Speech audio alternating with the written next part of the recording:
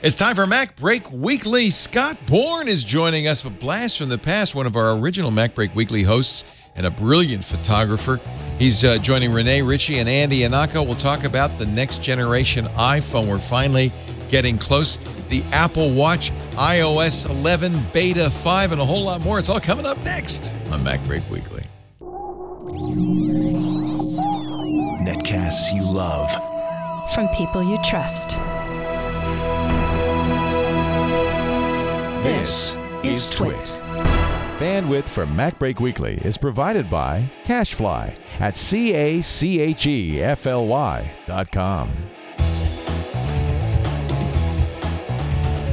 This is MacBreak Weekly, episode 571, recorded Tuesday, August 15th, 2017. Cardboard hats for Dung Beetles. MacBreak Weekly is brought to you by the Ring Video Doorbell. With Ring, you can see and talk to anyone at your door from anywhere in the world using your smartphone. It's like caller ID for your home. Go to ring.com/MacBreak and get up to $150 off a Ring of Security kit.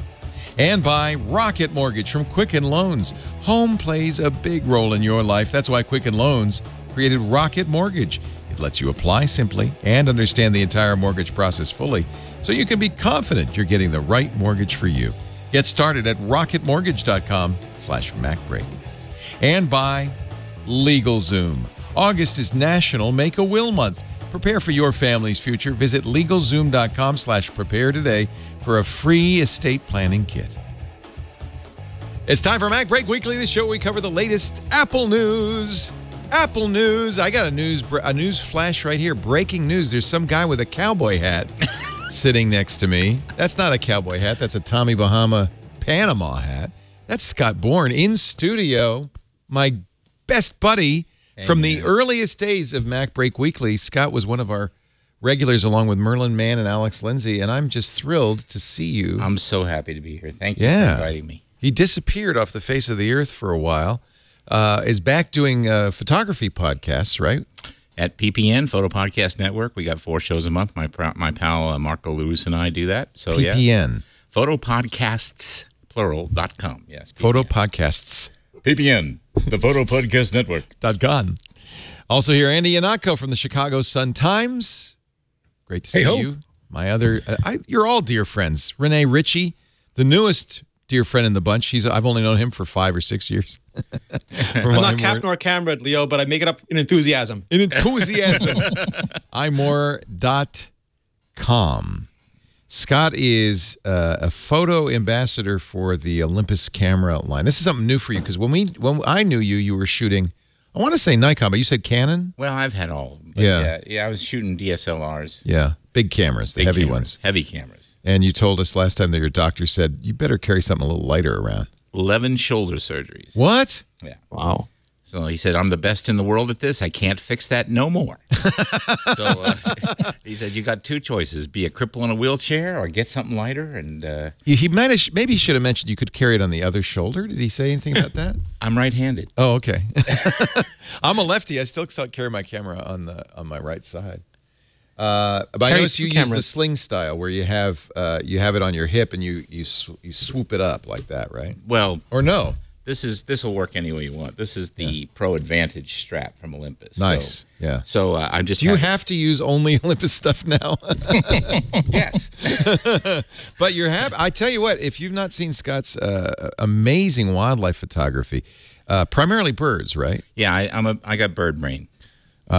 You will, once you see it and you then find out, which I did after the fact, that this stuff is shot with a Micro Four Thirds camera, and the clarity, the crispness, the detail you get blows me away. This is your Instagram, bourne.scott, BOURNE.SCOTT.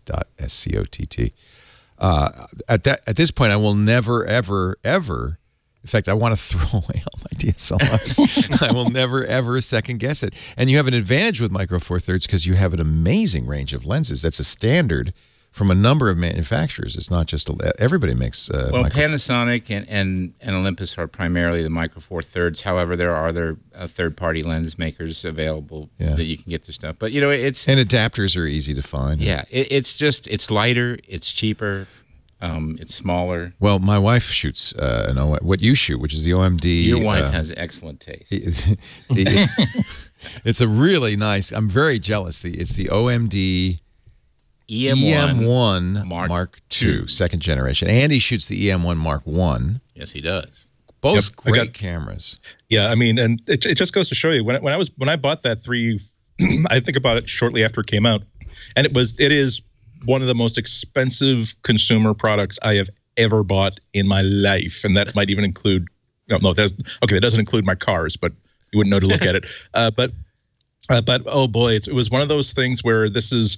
I'm an unofficial Olympus ambassador, but it was a real Mac-like or iPhone-like experience. Me with this camera, it fit to my hands perfectly. The controls were exactly where I wanted to be. If there was anything I wanted to change, I could customize it so that it really is like Tuco in the Good, the Bad, and the Ugly, taking apart all the guns in the store to put together the one that was perfect for him.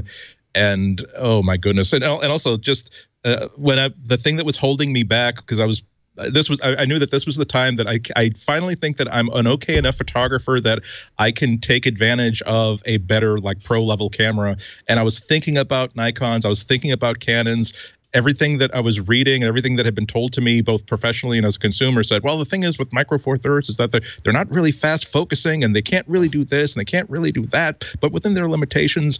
And I had such a good instinct about it that I went forward, and I can't think of over the years. Again, this year I started shooting like action sports, which is something that even the first generation was not supposed to be good at. And you can do that. It's good. It works great. Why do you see the Mark II? Holy! Oh God, I'm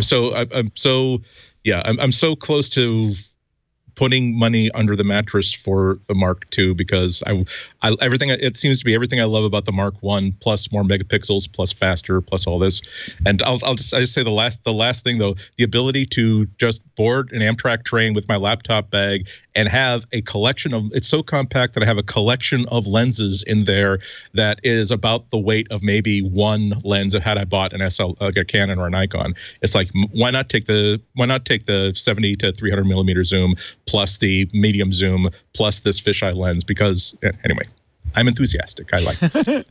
I have to say that this comes back to a topic we've often raised on this show, which is computational photography.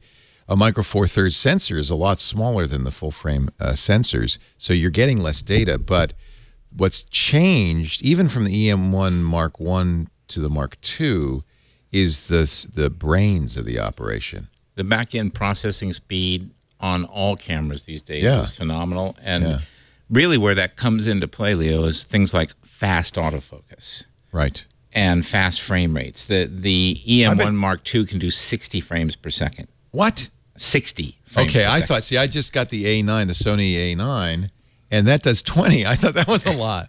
You're really shooting video when you're shooting 60 frames a second. That's video, but you could choose each individual frame as if it were a that's still. what the electronic shutter you can do. 60. You can do 18 frames per second with the mechanical shutter. And I have to say, and I noticed this with the A9 as well, which is highly computational. They have this stacked sensor. They have all this stuff. You put on eye focus, tracking focus, or any kind of track. You can have face or eye tracking, and you don't have to focus anymore. Well, another cool thing you can do is you can actually focus by touching the rear. I LCD. love that feature. You just focus, and you can shoot. You can focus and shoot from here. And actually, for videography, for shooting video, that's great. The Mark IV Canon 5D Mark IV had just added that, and having a touchscreen is great. But then the fact that you're shooting video and then you tap what you want it to be focused on, and it instantly pulls focus. That's Renee, are we leaving you out? Are you not? No, I was just in my head. I was thinking 10 years since iPhone debuted the feature. Wow. Okay, yes, that's probably not you're right. I'm just it's the glacial pace of established industries, even when you have strong incumbents. Strong innovators coming in. I actually think that's Apple does deserve a lot of credit for what's happened in the professional camera realm, because if it's in a camera phone, the professionals say, well, why can't we have that, right? And I would bet, I don't know, but I would bet that the processor improvements that Apple's made in the iPhone have ended up benefiting the processor improvements in the and don't discount the fact that the iPhone is the #1 control app for this camera for remote. I mean, if you have an iPhone, you can focus this thing, you can change the aperture, you can set the timer, you can do anything you could do with your fingers.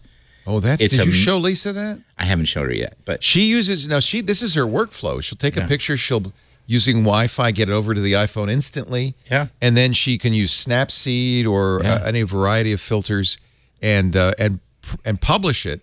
And I think for a lot of people, that's a more sensible workflow than coming home, putting it in Lightroom, modifying it, and putting it up 3 days later. The one reason I really have a soft spot for the Olympus, and of course we've owned all the OMDs, and I bought her Mark II, is I had the OM1, which was a film camera. Oh, I remember. It was the smallest film camera out there, 35 millimeter, and it was a work of art. It had a match needle meter inside of it. It was the first camera with a real valuable meter inside. You can get it, by the way, for $54 now on eBay.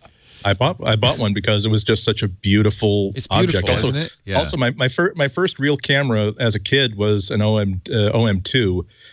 Back when you could go to like the local, you go to Lechmere, a chain of stores in New England, and buy anything and return it within 30 days for no reason. So that was my camera rental place. So that was I wound up buying an OM2 like 2 or 3 months in a row before they told me, we're not allowed to sell you any more cameras because you just take them back. Hit the road, kid. We should mention that HyperCard is 20 years old, August 11th, 1987. 20 years of HyperCard. Here's a post on the Internet Archive blogs. One of the reasons it's on the Internet Archive blogs is you can still run HyperCard in your browser using, we've talked about this before, the Internet Archive has bootable Macintosh ROMs. You can choose the Mac you want to run, and most of those ROMs come with, the Mac emulation comes with HyperCard, so you can, there's a lot of emulated HyperCard stacks on the Internet Archive too. So if there's kids listening, and you want to, find out why do these old folks keep talking about HyperCard? Well, you can literally. I'm now booting up a Macintosh, launching the emulator.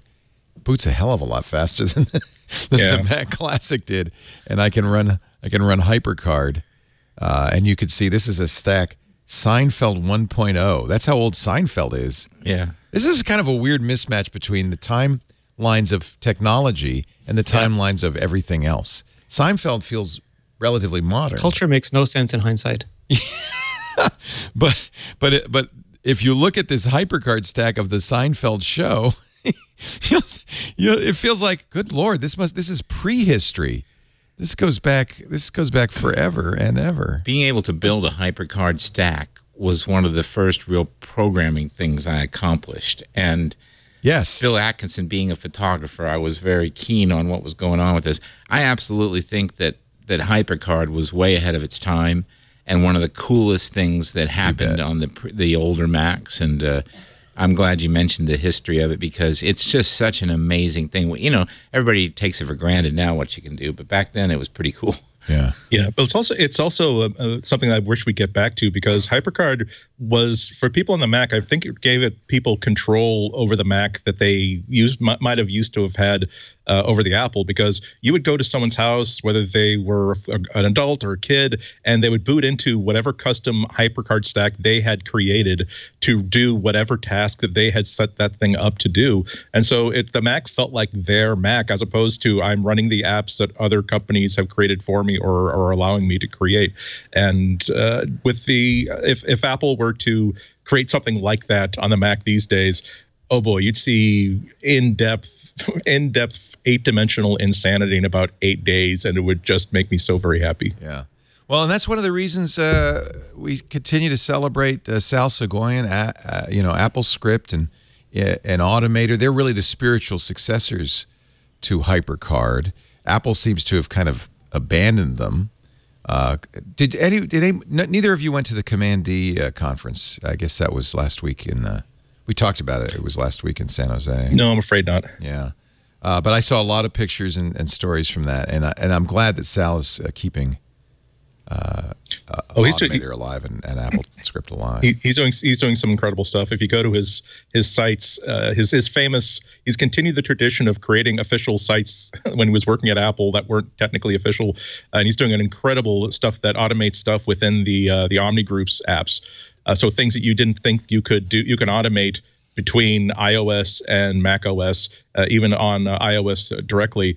It's just incredible. It's all being done by JavaScript. It's all being done with open technology, so it could be adapted anywhere.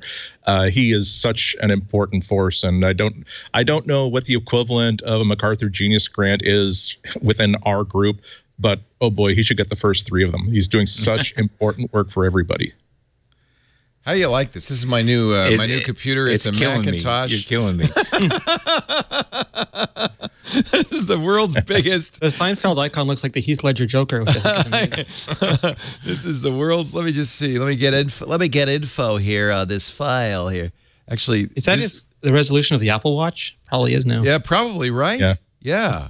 512 by 342. Holy cow! Holy cow! This is HyperCard on the Microsoft Surface Studio. Yeah, boy, wow. Well, at least it's a touch Macintosh. Yeah, it's the first touch. It's the first touchscreen Macintosh. I like it.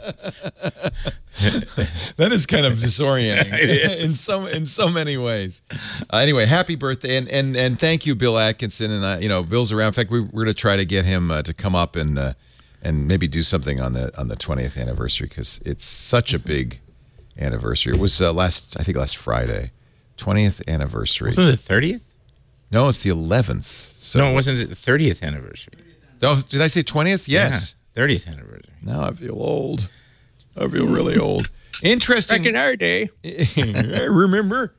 Interesting revelation.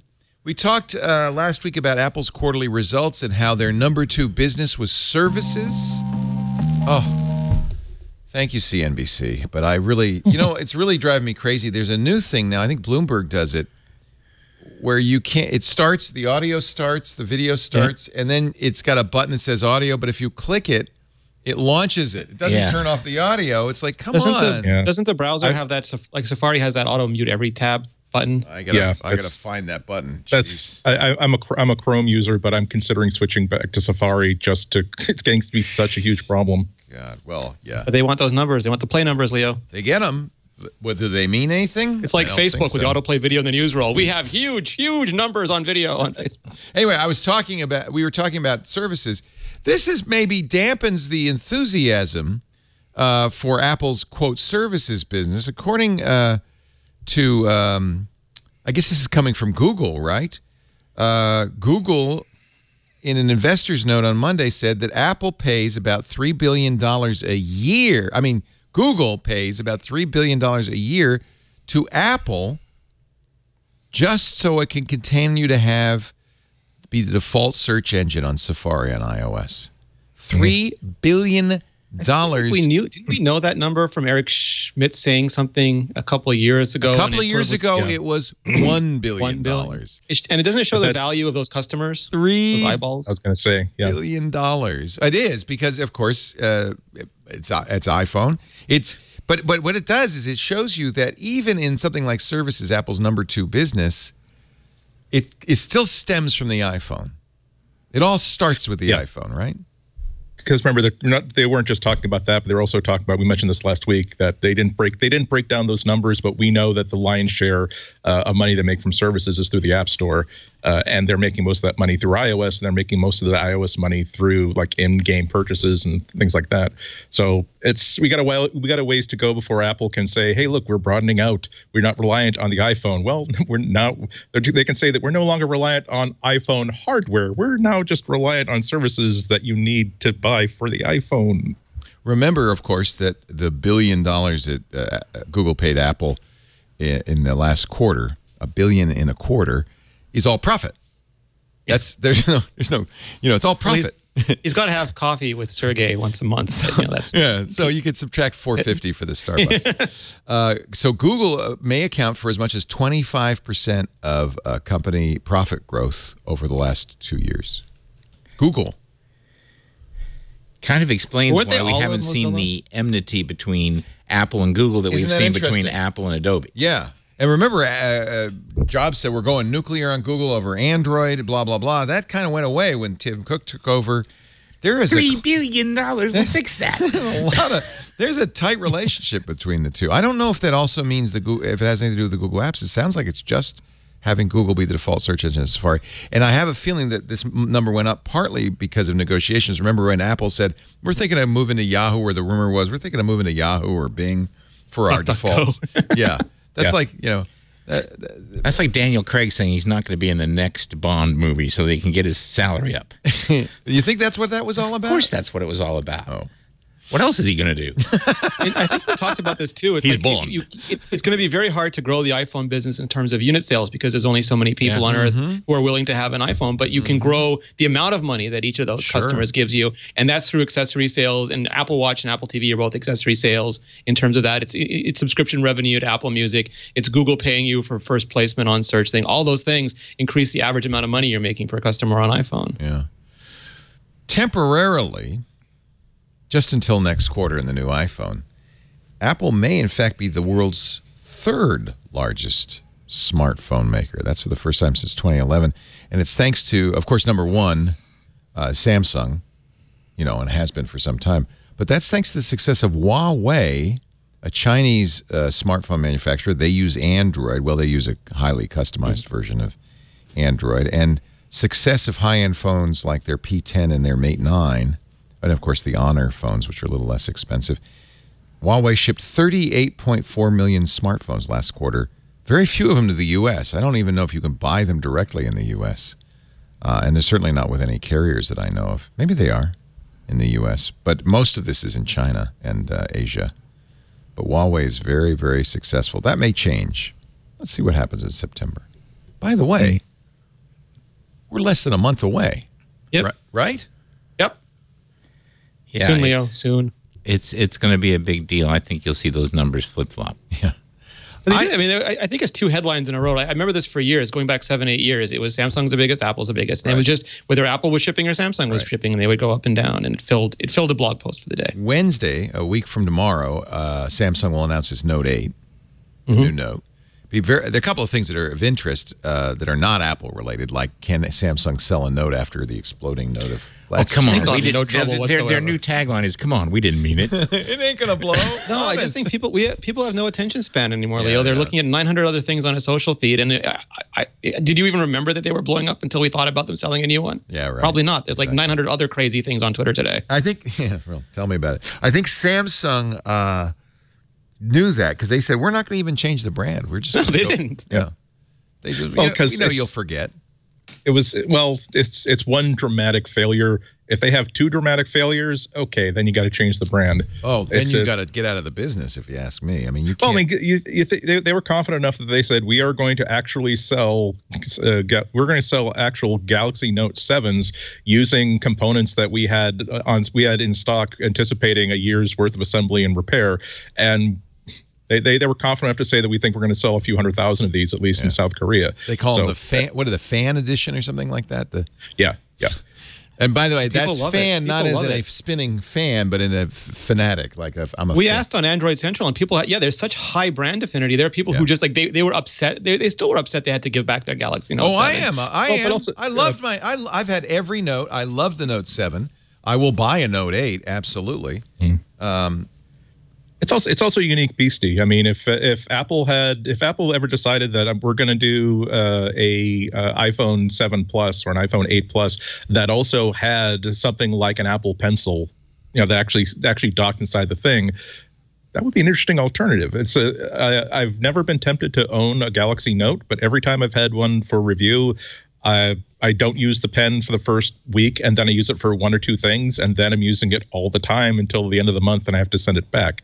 So it's an interesting thing. It's a unique beastie. A lot of people are making decent Note-sized phones. A lot of people are making decent Note-sized phones for several $100s less, but no one is making something that really serves that kind of need.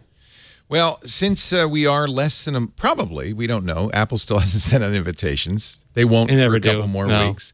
Yeah. What date will it be, Renee? You got a prediction? Is it the first Wednesday after Labor Day, that kind of thing? Is there? It's the first or second. Usually it's the first. I mean, but Apple can do it anytime they want, especially if they're holding it at their own campus, at the masters of their own destiny. And it just depends on when they have everything lined up for it. Is the campus done enough that they can hold it now in the new Apple Park? I'm not sure. I mean, I certainly hope so. I'd love to take a look at that. I mean, we've been teased with it. It feels like for years already. My money's on September 8th. September 8th. Yeah. Okay. I'm just going to look at the calendar because I'm curious. What is that, a Wednesday? Well, the closest date is September 8th. That's a Friday. That's a Friday. They have Labor Day, I think, right? And they don't assemble on Labor Day. I think it's because of Labor Day they'll do it on an odd day. That's what I'm thinking. Like a Friday. Yeah, okay. Otherwise, it would be maybe the 13th. Which is or the 12th, Wednesday. Because they do a lot of Tuesdays. Let's get a pool going. We should. I'll take 8. I'll take September 8. Put your chips Just on. don't 8, let Tim Cook play. Yeah, because don't let Tim Cook play. He knows, right? Do that way we'll get Yeah, we'll be able to get good deals on our plates. Tim, how'd you like to get in our big $100 pot? All you got to do. I'll seal it in an envelope and I'll give it to you and you can open it. Oh no, that's not good. Yeah, seal it in an envelope, Tim. That's a good idea. All right, so it's likely no more than a month away, or roughly. Yes, it's close to almost exactly a month away. I think it's going to be big. I mean, we've got 3 iPhones. We've got an Apple Watch with LTE, likely an Apple TV with 4K, HomePod, and whether they re-announce it or not, there's the iMac Pro still sitting on the horizon. Wow. All right. Let's take a break. And since we have the guy with the iPhone vest in studio with us, Scott Bourne, let's talk about all we know and all we hope for with the next generation iPhone. The 10th anniversary. 10th anniversary, Scott. 10 years since I 10 years. did that. Amazing. In just a second, Annie Anako's here from the Chicago Sun-Times, Renee Ritchie from iMore.com, and from Photo Podcasts. Right? Yeah. I got to say, right. Photo Podcasts. You kind of did that Elmer Fudd-like. I like this. Photopodcasts.com. Oh, it's so great to see Scott Bourne back in studio. And you're going to stick around because Saturday you're going to do the new screensavers. It's all about the screensavers, baby. I think we're going to do a lot of camera stuff on Saturday. I'm hoping so. I hope so. Yeah, I'm counting on it. I need a tutorial. How you get those great, that picture of the bald eagle catching the. You knew which one. Karsten said, "I have it right here." As a matter of fact, flying straight at you with a fish in its talon. Can I just add that I took that from a moving boat at 30-mile-an-hour winds? And as you last time we were on, you said, and the thing is coming at a fairly high speed towards you, and it's maintaining focus. That's that servo focus. That's amazing. That is pin sharp. Scott wrote this really nice blog post about just how to make things sharp. That has got me remember for the next time that I'm going to be shooting. Like, okay, so here's why I've been frustrated because I'm not as smart as Scott. I want all my pictures to be that sharp, right? Don't you really? Even if you love the bokeh in the background, you want creamy bokeh. You still want the subject to be pin sharp. That's kind of the prerequisite, right? That's the first thing. If it's out of focus, it's over. It's not even. Yeah, it's hard to sell an out-of-focus bird picture. I have a fair amount of experience. or motion blur, which is almost inevitable with something flying at high speed.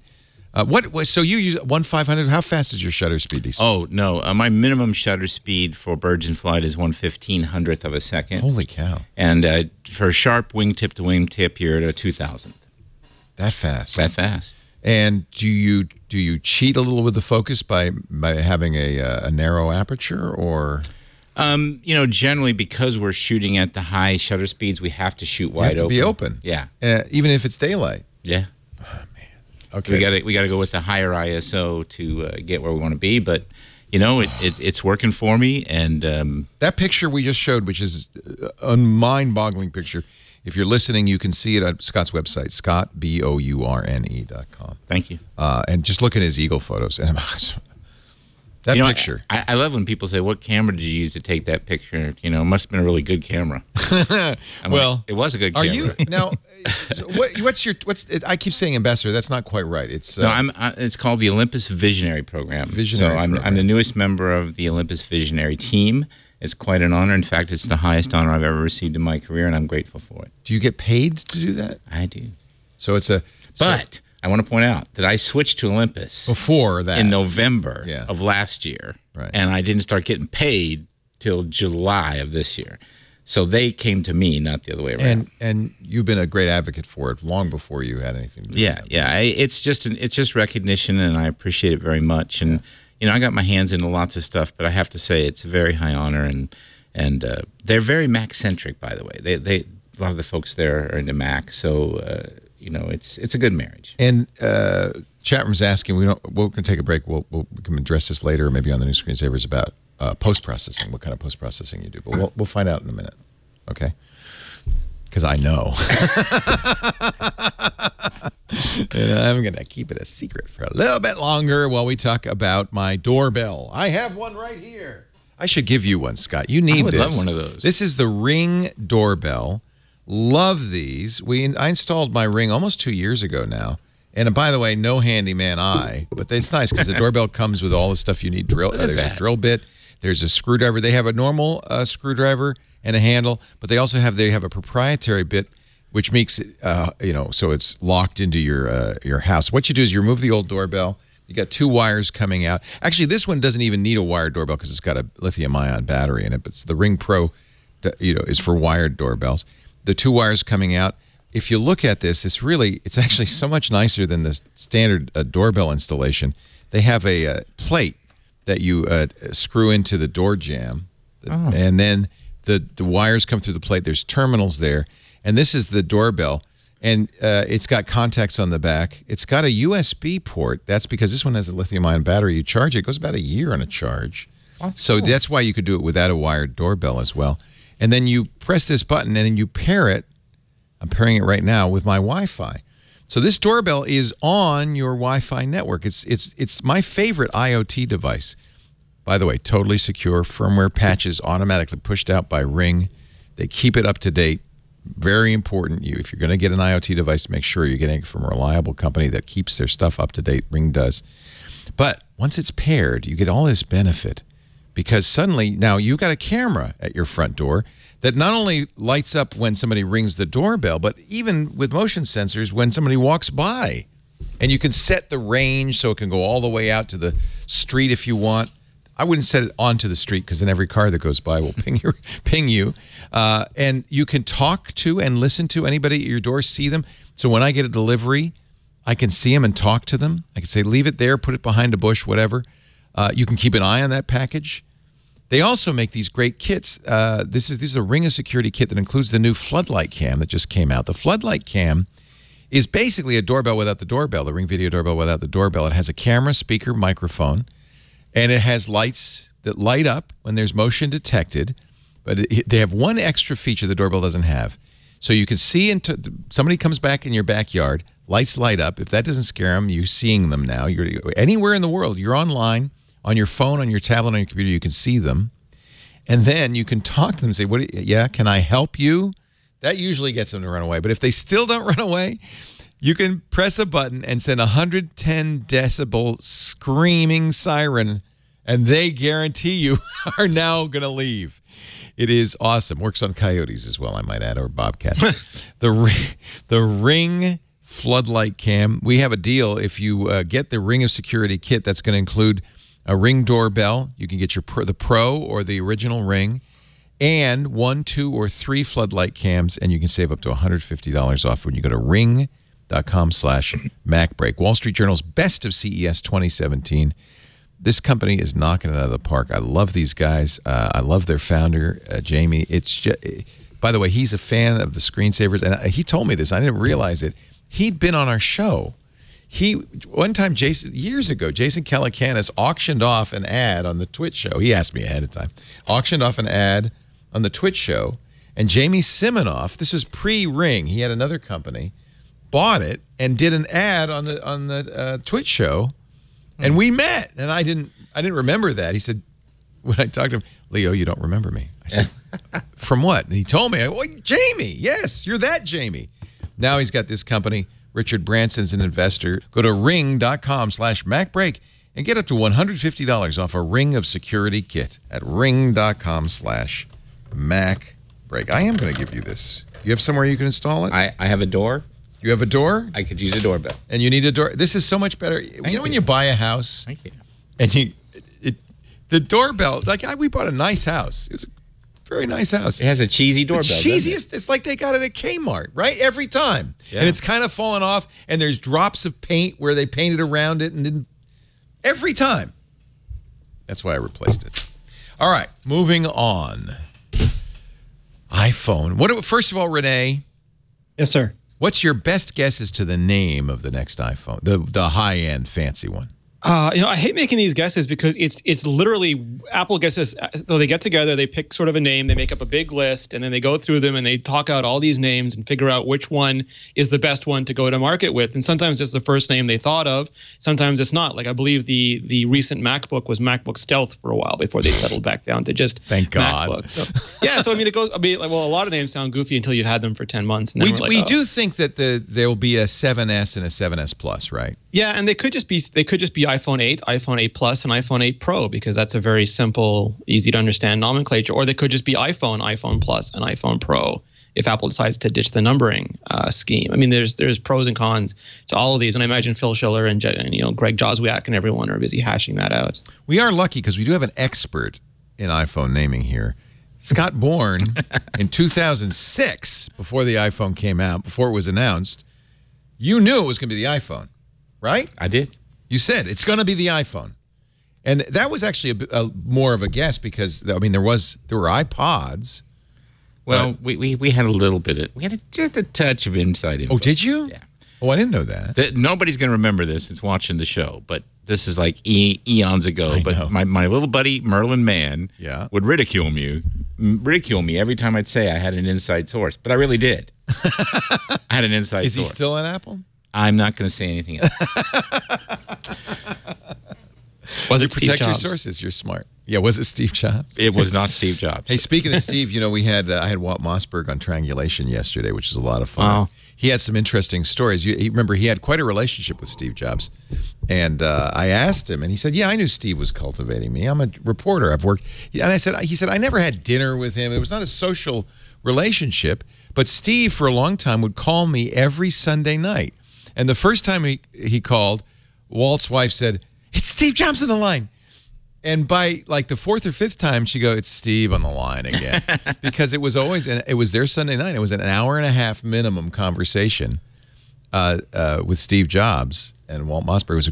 If you haven't seen the interview yet, yesterday's Triangulation with Walt Mossberg. You know why I met Steve Jobs? How did you meet Steve? Because of you. Oh dear, that cannot possibly go well. You sent me because you were not either available or interested. To an event. I went to the iMac unveiling on your behalf. Thank you. And during the press conference, they said, "Okay, all you guys from the press go in this room. We've actually got some you guys can touch." Nice. And Steve I'm in was there, and in comes Steve with his posse. Yeah. And he walks up to me and he goes, "So, I'm Steve Jobs." And I said, "Yes, you are." And he said, "What do you think of the iMac?" I said, he said, "This was the first time." This is the first time. He goes, "What do you think of the iMac?" I said, "I think it's great." He goes, "Of course you do." That was it. That's all you need to know. That's my Steve Jobs story. That's all you And that was all because you sent me instead of, that would have been your experience. I met Steve years before when he was still at Next and Pixar. The thing actually that impressed me about his friendship with Mossberg is that Steve was fairly, I don't want to say arrogant, he was very confident and a very high self-opinion. And you always got the feeling he knew he was the smartest guy in the room, which in his defense, he probably was. And when I met him, he barely gave me the time. I mean, it was social. I spent a weekend with him and Lorene and Reed, who was about 2. Our daughter was about 2 at the time, his firstborn. And I read baby stories to Reed. Lorene and I had, cocktails together. We talked a lot. And Lorene was talking about, at the time, her new vegan food business that she was starting up. And Steve talked to me, but And I don't know if he thought, oh, he's a reporter, I'm not going to give him the time. I don't know what it was, but I could tell he did not think I was too bright. And so it was always, okay, you again. Yeah, I'll talk to you. But he was, I still admire him endlessly. The Steve Jobs Theater is probably where this event will be held in less than a month. I hope they're fixing it up right now. I really do. That'd be so great. And if anybody from Apple's listening, send us. Please. The reason I sent you is normally I want to be here for those events so we can watch the stream and can comment on it. If you're in the event, you can't cover it. Right. As I learned to my embarrassment. So true. In 2010. Say no more. I'm just saying it's a new regime. There's new PR people. I would love to go to this event. When you'll go, Renee. You'll be there. I hope so. I mean, I never take it for granted or expect it, but it's always nice when it happens. And Andy, if you get the invitation, you have my pledge. We'll cover your flight out and put you up because you can go. If I know the Chicago Sun-Times never gives you anything for but you can go on our behalf. They gave him a rail pass once. He takes the train on the Chicago Sun-Times dime. I try to get invoice for that MTA fare when I took the loop, but still waiting 11 years later. But you would come, Andy, if you got an invite and it's at the Steve Jobs Theater on the new Apple campus, you would go, right? I'd have to think very hard. I would give that very positive consideration, yes. Well, let me make it easier for you in one regard. We'd be glad to cover the airfare for that. Okay. Anybody who, and Renee, you've got somebody with deep pockets to cover you, I'm sure. He blew all his money on BlackBerry. I'm very excited. So you think they'll talk about, now the HomePod they said would not be available till December. Yes. Do you think they'll talk about it though? Yeah, they'll have to, right? I think they might have. I think they have. Go ahead, Andy. I think they have to give it its first live fire demo to get people really excited and to get people to, again, put that $350 underneath the mattress for December. I would be really surprised if they didn't take advantage of that. I mean, this is going to be one hell of a if they announce all the things that they've got in their hip pocket for September, October. This could be a really great event. Even if they can't get people to actually pre-order a HomePod that day, who knows? And who knows? Maybe they would start pre-orders that day. They can get people in the halo effect as they're getting excited about the new iPhone, as they're getting excited about the new LTE Apple Watch. To also, that halo effect will also embrace this device that they hadn't even heard of a few months ago and only got there first in the room. Again, live fire. Remember, all we saw was a static object at WWDC. That would be such a great opportunity. Yeah. So I'd be surprised if they didn't have some sort of a live demo of it. Yeah. And there's only Apple Music. Music was the entire discussion at WWDC, and there's still Siri capabilities that they haven't gone into at all yet. Good point. And the display, and there's all these other characteristics to it. Sybil in our chat room says if it's not the Steve Jobs Theater, it'll at least be at the Steve Jobs Dirt Mounds. So the capacity standing. I keep getting the name wrong. It's the HomePod, right? Yes. Mm-hmm. I don't know why I want to call it this Home Hub, partly because it's expected to be a hub for Apple's HomeKit. I think they're very smartly positioning it because if you make it a virtual assistant, you're going up against Google and you're going up against Amazon. And if you make it a hub, then it's sort of relegated to people who have home automation stuff. By making it a speaker, you're sort of tapping into that Sonos vibe where everybody needs a speaker, and this is a good speaker. I think it's very subtle and very smart positioning on their part. Yeah. Also, it's the feature they can definitely deliver very, very well with version 1.0. So if they're selling it as a really good speaker, they'll get people who buy it for that reason will be really, really happy. And then a year later, with a couple or a few different updates, it will start to come into its own as a HomeKit controller or as a smart speaker. But again, that's the one thing they can get people to definitely come in on. It'll be the most awesome speaker of that type they've ever heard. It'll look really, really cool, and it will have an Apple logo on it. Those are three things that a lot of people will spend $350 for. And we've talked to people who've heard it. Jim Dalrymple, and he's certainly Jim is a music lover, and I trust his opinion. He says it'll sound very good. He said, did he not say on the show that he would sound better than the Sonos? They gave us all a Pepsi. Well, they gave a lot of us a Pepsi. Oh, you heard challenge, it too, Renee. Yeah, there were the Sonos and the Amazon Echo, and the Amazon Echo is not a great speaker. That's I not don't think anyone close. expects it to be great. But I would say I think we heard 7 songs, including a couple that were live recordings, not just studio recordings, and it sounded. 2 of them were close-ish, but the other ones it just soundly. They just annihilated it. How did they do it? Did they do an A/B switch or something? How did they do it? So as far as I can recall, they had all 3 speakers there, and the one that was playing would light up. But you could also move around the room to hear how the different speakers sounded in different parts of the room. And then I believe they did a two HomePod demo as well, so you could hear how sort of it would work together and fill a room if you had more than one of them together. And Echo, Amazon, and Google, who offer their own solution, are both very aware of the threat. Nobody's looking at Sonos anymore to be the leader in this category, and they're both adding Sonos-style capabilities. Amazon has announced that you'll be able to do that party mode with an Echo, as well as multi-room listening that syncs up. I think Google has announced the same. I think the Chromecast audio has been doing that for some time. So, and the advantage of both of those is that you can put whatever quality speakers you want on them. If you have a Dot, which is $40, and a Chromecast audio, which is even less, you pair those up with good speakers, powered, or an amplifier and speakers unpowered. You could make it as, you could put B&W, $20,000 speakers on there. Bowers Wilkins would be my choice. Yeah. And I will just say that I think Andy's spot on in terms of the speaker discussion, because if they're betting on this baby relying on Siri, I got news for you. Disappointing. I am not interested in getting directions to Oslo, Norway, when I want to go down the street to the Safeway, which is what Siri does for me. But you're not going to ask I think they could make Siri better on the HomePod. You're not going to ask for directions on the HomePod. It's going to be a much more specific, a small subset.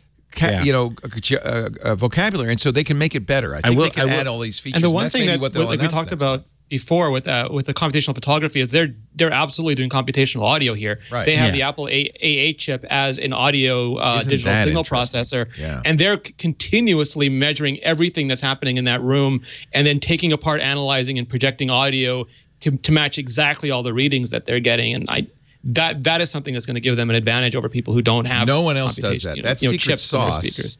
Yeah. And if it does it well, do you think people will care about that? I mean, one thing we know, thanks to Apple and the crappy white iPod headphones, is people don't really care about audio quality.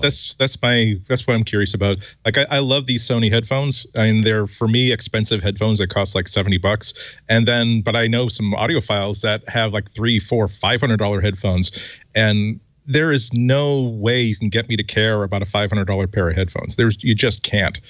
So I'm willing to go the extra $20 for these. I'm not willing to go the extra $300 for something even better than that. So even though I could take, as a consumer, maybe I could take the ABC test and decide that, wow, this is with this computational audio, it's much, much better than the Sonos speaker. Or this other speaker, I could say, yeah, but for what I want, if I'm going to spend more than $300, I'd much rather now spend $400 or $500 for speakers with actual separation, or something that can grow with a bit more of a feature than that. So I don't know how people are going to react to it. But again, I think that the way that Apple creates its products, not just the way it markets its products, but the way that it creates its products, I think a lot of people are going to see for themselves the value in spending an extra $100, $150 on this Apple speaker, rather than a really good $200, $250 Bluetooth speaker. There's an advantage to doing it the way they're doing, because for instance, you listen to music in the kitchen, but it's not a place where you care if it's super high fidelity. A decent speaker like a single HomePod would be fine. But then there are places you go, maybe your living room, where you want to hear it in stereo or even in surround. You want it higher quality. And the capabilities of combining multiple HomePods to give you better sound, that's very interesting. I mean, but maybe that is a small market, and most people just put it in the kitchen as that's what they do with the Echo. But it does suggest an expansion sort of thing, where maybe you did buy it for $350 just for something in the family room, something casual use, but then you really, really love it. So you decided to buy another one for the bedroom, and then you bought a third one, and you decided to redistribute these as a stereo pair in a really good listening space. So It's a really interesting way of selling audio, and it's very 2017, very 2018. I still have now in the corner of my office the stereo that I bought after I nearly killed myself writing my first book when I was like 28, 29. Nice. And it's too nice. It's a Pioneer. It has lots of buttons. It has this like Star Trek remote that I loved it. And it was in my office like using it every single day, but it's just not relevant to the way that I listen to music now. So maybe I think there are going to be a lot. I think I spent something like $900. Yeah. And so I think there are going to be a lot of people that will spend, let's say, the same amount of money when they decide that they want better audio, but they're going to spend it maybe $100, $200, $300 at a time by adding little speakers here and there, by adding automation here and there. That's the Sonos model, isn't it? Sonos gets you because it's incremental. Oh, they got me, Leo.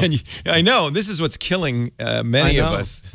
Thousands of dollars when you add it all up on Sonos speakers, and I think they about haven't to done be home obsolete theater yet. Like Apple hasn't done home theater yet, and most of my Sonos is in the home theater, so I'm not desperate yet, but I'm getting there. Yeah. So it's one of these rumors. It's a little more than a rumor, and it's probably not surprising that anybody's paying attention. There's a company, Inventec Appliances, that was always rumored to be, even before they announced it, the supplier for the HomePod, the manufacturer. The president of Inventec Appliance, David Ho, gave a press conference yesterday, and he didn't say the word HomePod, but he said a high-profile smart home device that will launch sometime in December. We're going to have a hard time making them. They'll be limited supply initially. We're having, it's not going to. Let me read the exact quote. You can determine what he's saying. We will finally ship the smart home device this year, but its contribution will be. This is to their bottom line. This is their analyst call. Inventec will be fairly limited, and hopefully that will improve next year. Inventec Appliances will likely only ship some 500. This is an analyst now. 500,000 units of the HomePod this year, which that's 500,000. I don't know if there'll be demand. There probably will be. This is Apple. It's incredibly restricted shipments as well. Like Apple is only shipping it to a few countries that have English as a primary language. Because of Siri, Well, because of Siri, but also because of supply. I mean, they're pretty good at matching the amount they can produce to the territories that they want to put them in. I hope we're not going to see some similar, I bet we will, similar restrictions on the new iPhone. Although the latest rumor is it will be shipping exactly the same time the other ones will be, and there's plenty of them, and the rumors go back and forth. Depends on what they want to do with the stock price, Leo. Yeah. Yeah, no. For both of those things, if you've already decided that whatever the new super iPhone is going to be, or however the HomePod comes out, you better be there the first hour of the first day, because you're going to have to. I do think you're going to have to wait a month or two if you don't get in on the first day. I mean, I don't know, as anybody in this, as Renee will confirm, Apple doesn't, unless they're giving you hardware in advance, they don't call you. If anything, I would get maybe 2 or 3 days notice that can I be home to sign for a package on a day that something is due to ship. Otherwise, if I really want to get it early, I'm going to have to pre-order order it as fast as possible. Yeah. Otherwise, you're going to be waiting for months. So that's why I didn't get to write about AirPods for a good long time, because didn't buy them the first day and had to wait 2 or 3 months before they were in the store. So that's my advice to everybody else. Again, get that money under a mattress, get ready to do it if you really are that interested, particularly if you think that there's a possibility that you're going to make this the big Christmas present to your spouse or to one of your kids. Again, you're going to have to throw a few elbows in virtual space to make sure you get at the headlight line. Do you have banks in Boston, Andy? I'm just curious. Why the mattress? We are but a simple Puritan fishing colony. We feel as though to put our money in banks is to earn money that we have not earned through God's work. Thank you. Just checking. So I asked Renee, Andy, do you have any thoughts about what the next generation iPhone will be called, the high-end model? I mean, I wouldn't be surprised if there hasn't been serious discussion about doing away with the numbering completely. That's where we seem to be kind of converging, right? Yeah, because they've done that before. They did away with that for the iPad. It basically makes older hardware feel a little bit frumpier than it actually is. If you just simply call it iPhone Plus 2017 edition, that's okay. That's like the fourth or fifth syllable, by which point no one is listening anymore. You have to ask yourself, at what point is it useful to them to keep numbering these things? I wouldn't be surprised if they were to do a new name for this new higher end phone. I'm sure that they would want to keep the pedigree that they've been doing before, like the Mac Pro or the Mac it would be the iPhone Pro or the iPhone Edition. Edition would help to make it sort of go down a little bit easier that things are in such short supply and that they're charging so much more for them. I have to say that I'm, contrary to what I was talking about several months ago, I'm warming to the idea of having an iPhone edition, so long as they're using this as an opportunity to really push the hardware forward. And not just a way to, we're going to make as long as they don't make the same mistake that I thought they made with the watch, which is to say we took the same molds, it's the same watch, we just put a more, I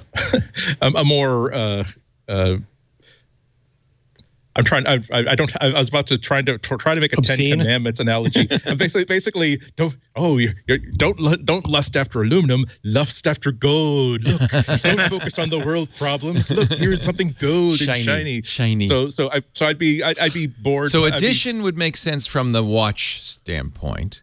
Yeah, I mean, if they were to say, here is something we can't manufacture this in quantities where we can deliver tens of millions per quarter.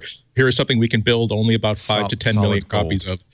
Well, no. I'm not saying ceramic. I'm not saying gold. I'm saying that here is a new sensor technology. Right. Here's a new camera technology. Here is something that would really help out ARKit. Here's a way that we'll actually be able to see in 3D. And that will let you get an advanced look at what ARKit can do with people that have these new special kinds of phones that have this special extra hardware. But it doesn't commit them to making sure they can source 100 million copies of this component. It also doesn't commit them to being able to ship this to every single store and have it waiting for everybody. So what I'm looking for in every manufacturer, not just Apple, is, again, something that really pushes phones forward, because it's really, really hard now to a lot of the most exciting stuff that's happening is how good a phone can you make now for $300, for $400, for $200. And a lot of manufacturers are doing some incredible hardware for half the price of any prestige level phone. So it would disappoint me if they were saying, we just made it more elegant, we just made it more exotic, we just made it more, design pat on our back about how good designers we are. If they said that if we had the chance to only make 1 million copies of an iPhone, and we had the chance to make it a little bit thicker and charge a few $100s for it, what would we do with that opportunity? And the answer is not, we'll pour a different material into the mold and pretend that it's really special. I have a theory, but I'm going to let our expert answer before because you knew it was the iPhone. What do you think the 10th anniversary iPhone will be called? iPhone 10. 10. You think 10? Or an X. X. Yeah. That's my pick. I'm thinking, so you can go by, as Andy does with the Edition, that maybe they would follow their naming scheme for the watch. I'm thinking, remember, the new iMac is the iMac Pro, right?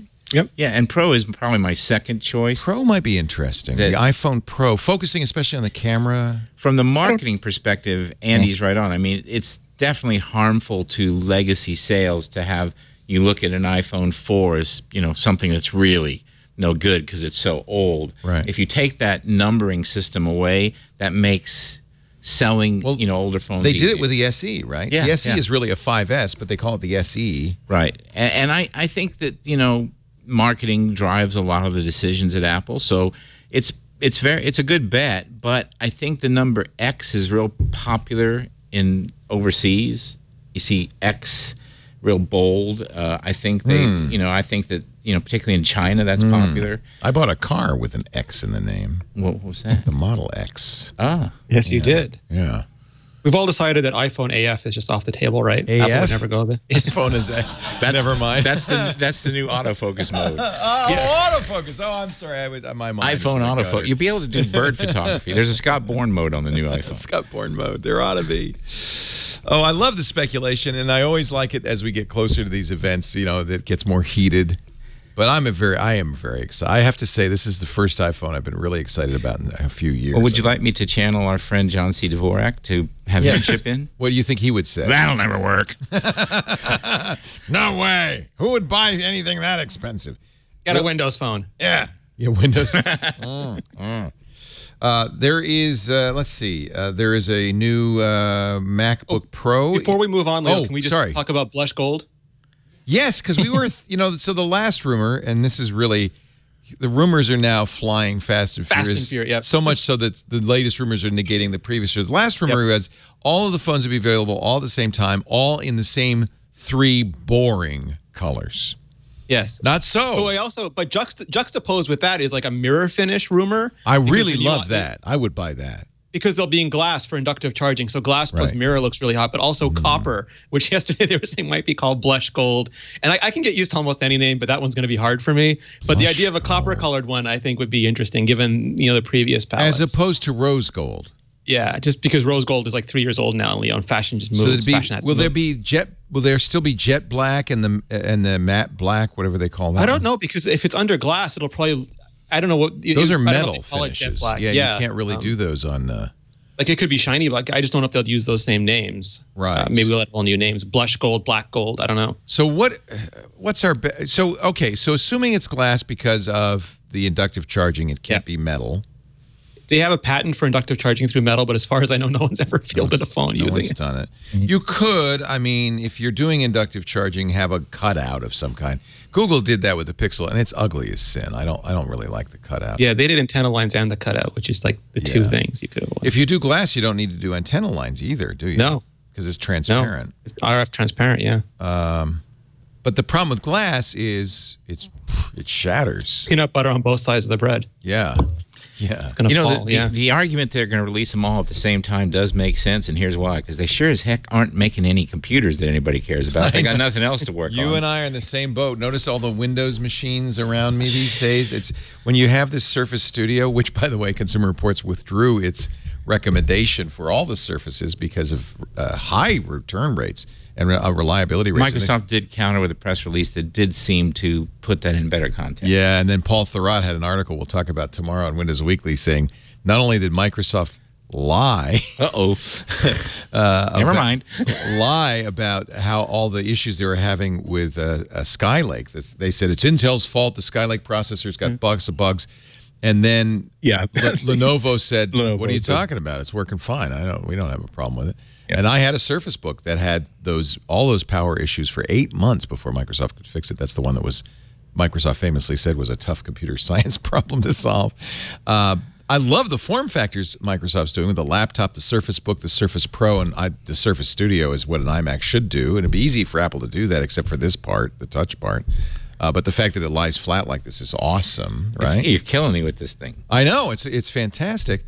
I'm still not. I still would prefer to use macOS. I'm sure you would. I would too. Over I would like this with a macOS. Yeah. And to put it in a little different phrase, I have more computers than I need, but fewer than I want.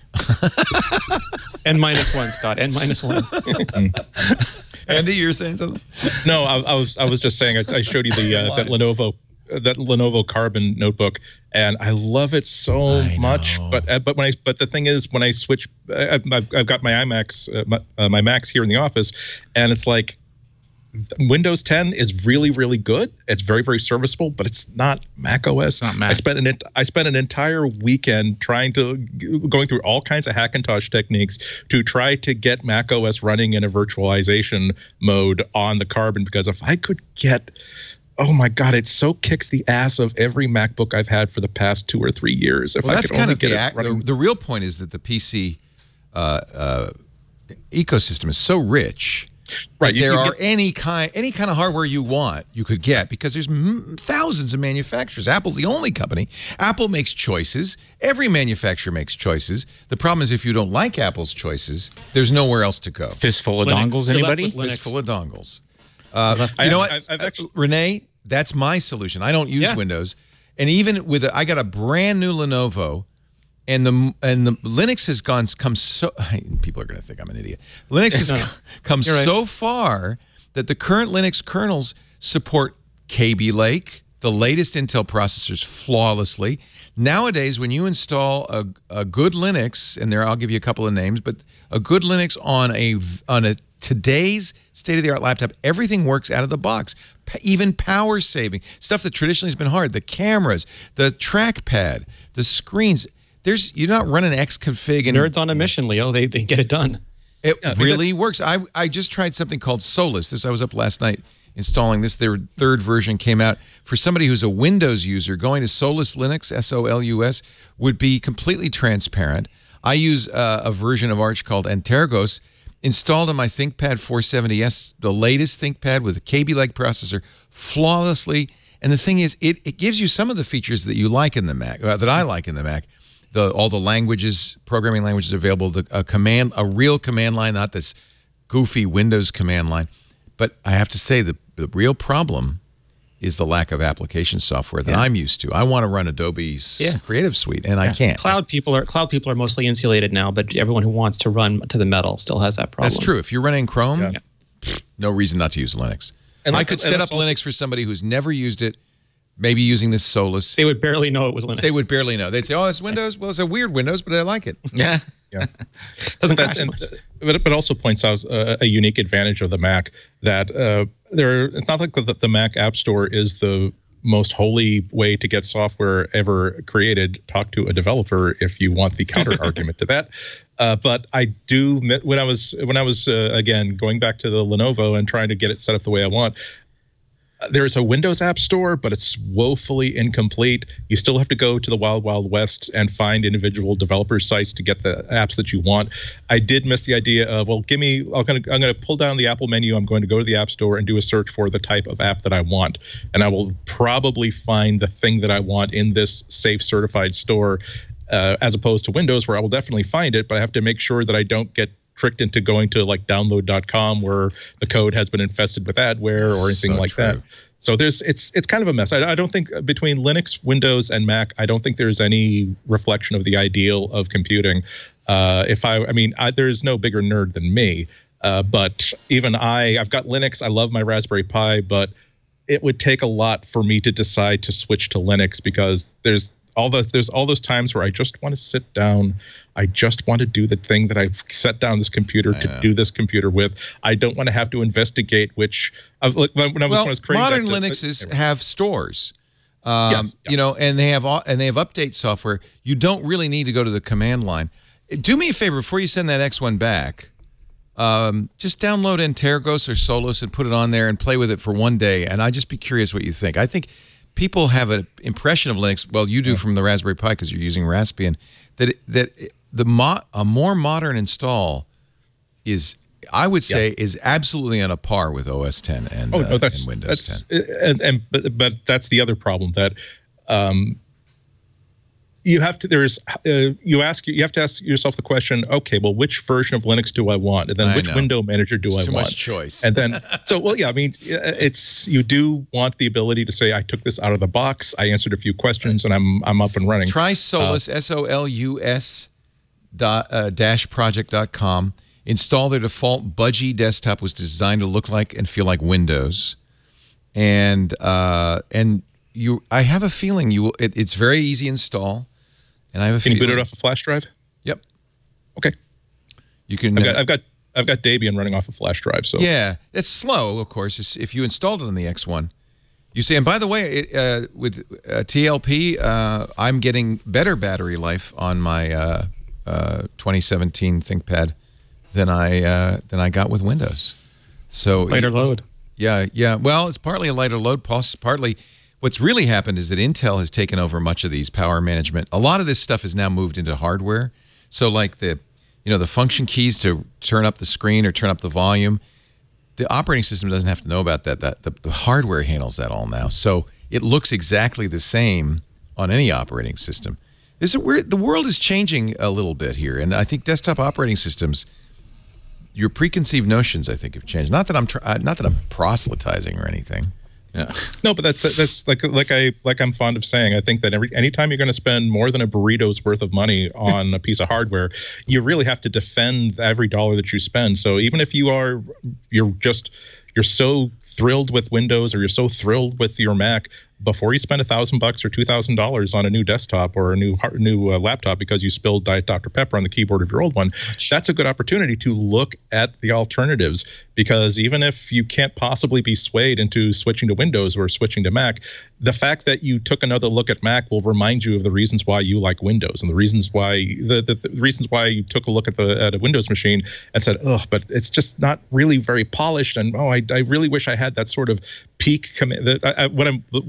I'm missing like the simplest things, just the ability to. I've got pictures that I've put on the hard drive, and I just want to tap this. I keep wanting to tap the space bar just to preview them, and I can't do that on Windows. But there's a utility that I can get for that. Like I want to look for that utility. So again, always do not do something simply because you're in the habit of doing it. You got to know the reasons why you do the things that you do. That is the key to surviving 20, 30, 40 to 80 years on this planet. Well, as Guy Kawasaki said a long time ago, software sells hardware, and I mostly use Macs because there's a couple of products, programs, that I need that only run on Macs. Now, those particular products in a few weeks are going to also be available on Windows. We're going to talk about that when we get to your picks. And I'm going to tell you that will change your tune, won't it? It's very likely that one of these things is in my future. If you use Chrome or a Creative Cloud, it doesn't matter. It doesn't matter what OS. If you're using Adobe products, it's 99.9% the same exact experience. Like using WeChat on the phone. Yeah. I wish Adobe would make a Linux version. By the way, another issue was raised. I read this blog post. I think I found it in Hacker News this week from a guy called the Eclectic Light Company, Max Painting and More, who he raised a really good point, which is Apple has done a very poor job documenting Mac OS. It's changing a lot. Remember in the early days of Mac, you had Inside Macintosh. You had a 6-foot shelf of very detailed documentation on the API, all the calls, how it worked, But Apple, partly because I think it's changed so rapidly and there have been so many updates, but they just stopped documenting it. And that is a big problem. It's one of the things Microsoft does a lot better. And frankly, believe it or not, Linux does maybe best of all. The Arch Linux wiki is amazing. And that's one of the reasons I like Linux, because you get this great documentation. Do you agree, Renee? Do you feel like you've made your living documenting stuff Apple has not documented?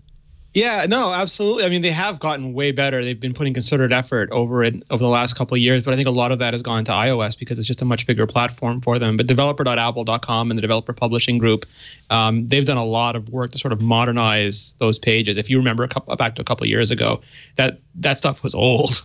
And now you're getting a lot more, and it's updated a lot faster now, and there's more of it. But I think it'll take them a while before they get through the backlog. He's particularly concerned about APFS, the new file system, which is barely documented.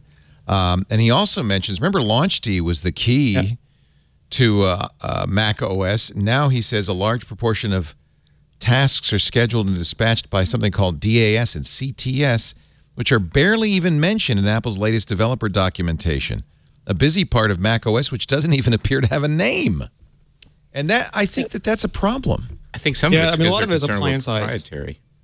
Well, they're proprietary, but that doesn't mean you can't document commands and how to use them and how they work. I think I heard once from a guy that they're concerned that they're reverse engineering. Yeah, that they're that fanatical about protecting their deal. And most and to their credit, I mean, most of the users who use Apple products don't care if they know how LaunchD works or whether LaunchD. I think it's worth talking about. Well, the implementation detail to them, it's just you turn on your machine and that part should work. But developers need to know it, and we power users need to know. Totally agree. Yeah, and I think it's just again modernizing and getting it through that backlog of activity that they have. And most of the resources, like with the Mac App Store, go to the iOS counterpart because just the sheer scale of that as a platform. All right. Let's take a little break. We're going to have more with Renee Ritchie, Andy Ihnatko, Scott Bourne. Very nice to have you in studio. Came all the way down from the Pacific Northwest. You going to go run back up for the eclipse on Monday? Well, for reasons different than you think. I'm going to go back up. You don't want to see the sun go out? Actually, I love to photograph the stuff on the ground when the sun goes away because the light changes so much. I don't point my camera at the sun Oh, that's I smart. point my camera at the stuff on the ground because it's never going to look like that again. And I don't want to be in the total eclipse because, oh, yeah, it's dark and you can't use your camera.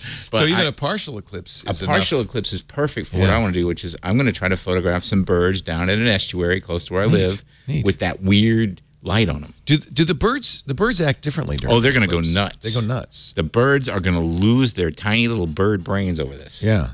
Because they get quiet all of a sudden. They don't know if it's night or what. Keep in mind that birds, most people don't know this, birds actually navigate by the stars. Yeah. It's been proven since the 1950s. And if it goes dark, they start looking up going, am I supposed to go somewhere? Where's the stars? Where's the highway? Wait. And then it's going to like undark again. They go, well, that was kind of fast. You know who else is going to go crazy? Who? Dung beetles. Dung beetles are going to lose their minds. They just, I was reading this morning. They just discovered that dung beetles navigate by the Milky Way. So when a dung beetle, and the way they found this out, they put little cardboard hats on them. I am not kidding. Dung beetles, when they roll a ball of dung, you found it. How'd you find that so fast, Carson? They roll it in a straight line. Yep. That's the shortest distance between 2 points. But how do they know what a straight line is? During the day, I guess they can use the sun or whatever. But at night, which is there are nocturnal dung beetles. So they went to the nocturnal dung beetles, and they navigate by the Milky Way. In fact, the straight lines parallel the line of the Milky Way, and they put little hats on them, and then their lines went all crazy. You know, the things you can learn on MacBreak Weekly. You can become a very well-rounded individual listening to this show. I want a little cardboard dung beetle hat. That's all I'm saying. Huh? That's our title? Okay. Our show today brought to you by Rocket Mortgage. If you are in the market for a new home, you know one of the steps, unless you're Scott Bourne rich, is you got to get a mortgage. You got to get a home loan. Merlin always used to mock you. And I know. I miss Merlin so much. The yacht wax and all of that. He drove me crazy, but I love him and I miss him. I miss him. We gotta find Merlin. Is he like out of the witness protection program yet? I don't know what happened to him. He's such a great guy, but I think he didn't want to come on anymore because he said, "Well, I don't have anything to say." I said, "It doesn't matter. You always have something to add." Remember when we were at the House of Prime Rib and somebody ordered fish? I'll just leave that memory for you. I totally remember that. I will never forget that. But you'll just have to imagine. All I'm saying is if you're having dinner with Merlin Mann at the House of Prime Rib, do not order salad, do not order fish, do not order anything but meat. You'll be called something akin to a cat. It's House of Prime. You order the Prime. The Prime. Anyway, our show today brought to you by Rocket Mortgage. If you are like me, you need a home loan to buy a home, or maybe you have a home and you're looking at a refi, I want to point you in the right direction. The best mortgage lender in the country, QuickenLoans.com, and you just look at those J.D. Power Customer Satisfaction Awards. And I mean, I'm not making this up. For 7 years running, #1 in customer satisfaction and loan origination. I think for the last 4 years, #1 in loan servicing. I mean, they really are beloved. They've created a product that makes me love them even more because it's for people like me. It's for the geeks in all of us. A home loan approval process is entirely online. You do the entire thing on your phone. Even like the paperwork that you would normally have to go to the attic to get the check stubs, the pay stubs, or your bank statements or whatever, that all is submitted to online automatically. Quicken Loans has trusted partners with everybody. So all you have to do is say, yes, tell your bank, yes, send them the information they need. And then because it's all online, it's all computerized. There's no human there, crunching the numbers on I always imagine them on one of those calculators. You have to pull the handle to get it to, I don't have to imagine it. That was it. Literally, our loan officer had a calculator with amortization tables built in. It was going, now, I think your money. No, you don't have to do that anymore. The whole thing is on the screen, the APR, the monthly payments, the term of the loan, and they calculate what you're eligible for in seconds. Based on income, assets, and credit, they're going to give you all the home loan options for which you qualify almost instantly, in a minute or two, which means you can do it at an open house. You could say, I want to buy this house. Honey, let's get this house. We don't have a loan. No problem. Go to rocketmortgage.com/MacBreak, and you will know minutes later what loan's the right for you. The whole idea is to apply simply, to understand fully, make this completely a transparent process for you, and then mortgage confidently. RocketMortgage.com/MacBreak. Equal housing lender licensed in all 50 states. NMLSConsumerAccess.org, number 3030. I do, though, I'm going to call them. I want them to add some sound effects so it goes while it's calculating. Wouldn't that be awesome? That would be. Rocket sounds. RocketMortgage.com/MacBreak. Lift the burden of applying for a home loan with Rocket Mortgage. Equal housing lender, licensed in all 50 states. NMLSConsumerAccess.org, number 3030. And we thank them for their support of Mac. Don't they just have like mortgage -1 square go for mortgage engine? That'd be awesome. All right, seeds and stems. The news stories that sank to the bottom of the pile this week. Are we going to talk LTE too? Because I still want to talk LTE Watch. Two more. Yeah, it's KGI and CNBC, Leo, and the same form factor, which means I'm not going to be crying, weeping for all my lost bands at the bottom of Steve Jobs' I saw that. Twitter. Yet I wonder if you're going to add an LTE radio to a watch and not increase the battery capacity. How's that going to work? So, I mean, they were really smart with GPS because GPS was a huge drain on batteries traditionally. But what they did is just arrange it to be super smart so that it would only sip GPS. Like when your arm broke the surface of the water, it would take a GPS hit. Or when whenever you did a certain amount of movement, it would do a GPS hit. And what I'm hoping is, I mean, there's certain things that they won't be able to avoid. Maybe they could do low bandwidth or something for things like streaming music. But a lot of times it just needs to do periodic calls to make sure that certain amounts of data are up to date, preloading that into your watch because they already have that intelligent scheduling system, and then let you go on your way. So I'm sure it will be a hit, but I'm hoping they manage the amount of hit as best they can. Zach Hall, 95 Max says they'll same form factor, 38 millimeter, 42 millimeter, the non-obvious change from the existing. Yeah, it's Ming Chi Kuo. That's KGI. Okay. Yeah. John Gruber also at Daring Fireball. He hinted there'd be a new form factor, but he then said no, not this time. And Gruber's well connected. Go ahead. There's always future form factors. Yeah, Alex. I was just going to say that I don't even think it necessarily needs to be an LTE radio. They can do a 4G or even a 3G radio in there for all the things that would actually benefit a watch, which is not going to be necessarily streaming. You're not going to be streaming video on this thing. You're not going to be downloading racing games on this thing. Really, most of what this is going to be used for is for iMessage, mostly text and emojis at that, for communicating fitness data and position data live. These are not things that you necessarily need LTE speeds for. So I have no inside information, and I don't. We're getting this from sources that are usually pretty good with rumors, especially this close to what we expect to be a launch date. But it bears thinking that even if we're thinking about LTE on a watch doesn't need to mean the same thing as LTE on a phone.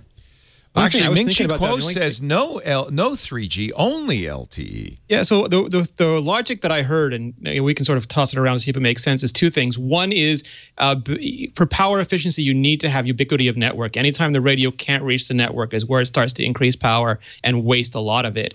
So if the LTE networks are better rolled out than 3G or 4G networks, then it is a power savings. And also LTE allows for much better race to sleep. So you can turn the radio on, get the data you need, and turn it off really fast, which allows it not to consume as much power as it would if it had to stay on longer to transmit the same amount of data.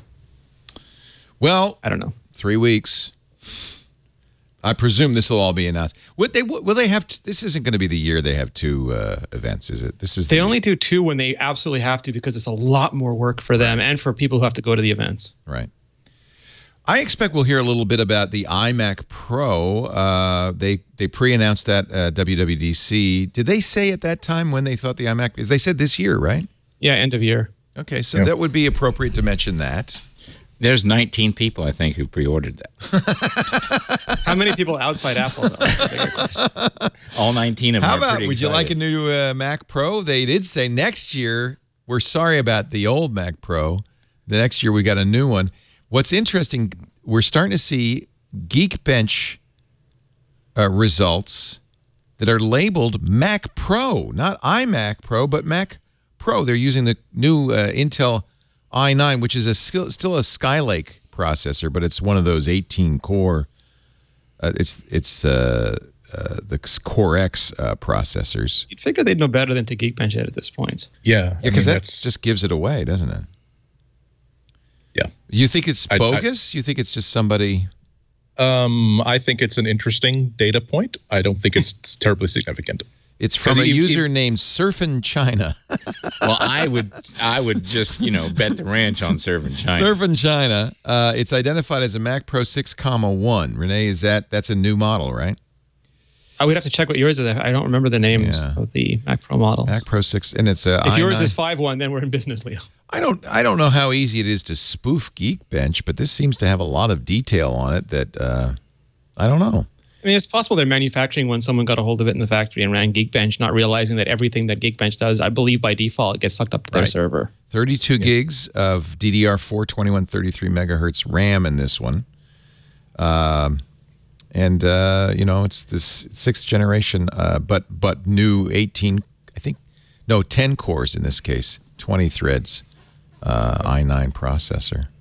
Well, also, if they are talking about 2018 for release of the iMac Pro, this could be the stage at which they make a bunch of them for testing and for deep soak testing purposes. So maybe maybe there's a batch of a couple hundred they're just cooking out, and once again, someone just decided to fire up and put it on a Geekbench. I would be shocked if this is not as dumb as leaving an iMac. Leaving a Mac Pro behind at a bar, German bar in San Francisco. Or HomePod's firmware. Yeah, somebody's saying the 6.1 is the trash can model, but so it wouldn't be a new model, but that is a new processor.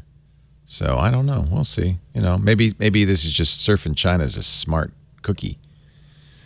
I got just this morning as I sat down to do iOS today, I got beta 5 of iOS 11.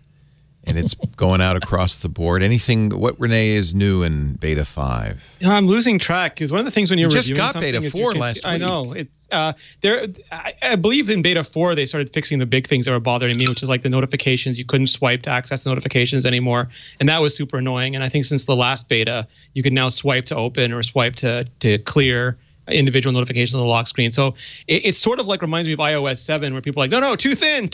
And they slightly thicken the font. They're fixing a lot of little things. They're fixing bugs, of course, but they're also changing UI things that I think people found the most egregious. One thing was disappointing when I got to beta 5. But remember, you're on a beta. This is not now it says my smart keyboard is not supported. I'm using the Logitech Slim Combo.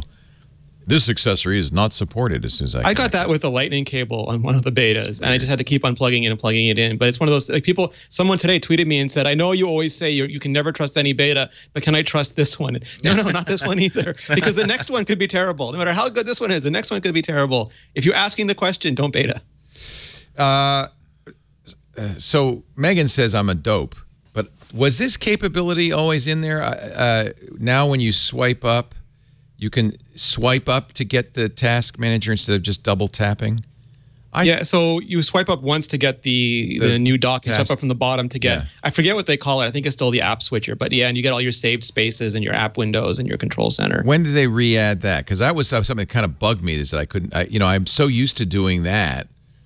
Swipe up instead of the double tap. I don't like the double tap because it's a physical. I never did a double tap. I was always swiping. So they didn't take it out? I just didn't know it. I was double swiping, so I don't know if that's a false positive or not. Okay. I would swipe up to get the menu and the dock, and then I'd swipe up again to get control center. And then the world's dopiest App Store icon. It looks like a campground symbol. It does. It looks like, see that, Scott? It looks like a bench at the campground or something. Or like how to make your firewood go. 3 sticks. Yeah, I see that. It's very, very reliable. When I wake up and I check Twitter for the first time, I know that there's a new beta or a new OS release when most of my feed is people complaining about like a new icon or that the calculator buttons are now round, and that's sickening to them. It's little stuff like that. Any big stuff? The Maps icon now shows the Apple Park. I think that's pretty cool. I mean, I would do that if I were Apple. That's not functionality change. Yeah. But so... Show that again, Carson, because I'm looking at it. So now it's got, oh, I get it. There's a ring there. I get it. Okay.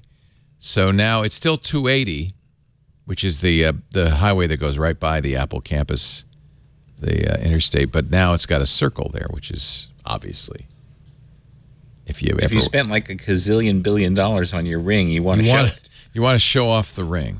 Yeah. You know, there'll be a few little things. I feel like the fact that they did these two, 4 and 5, in such rapid cadence implies to me they're very close.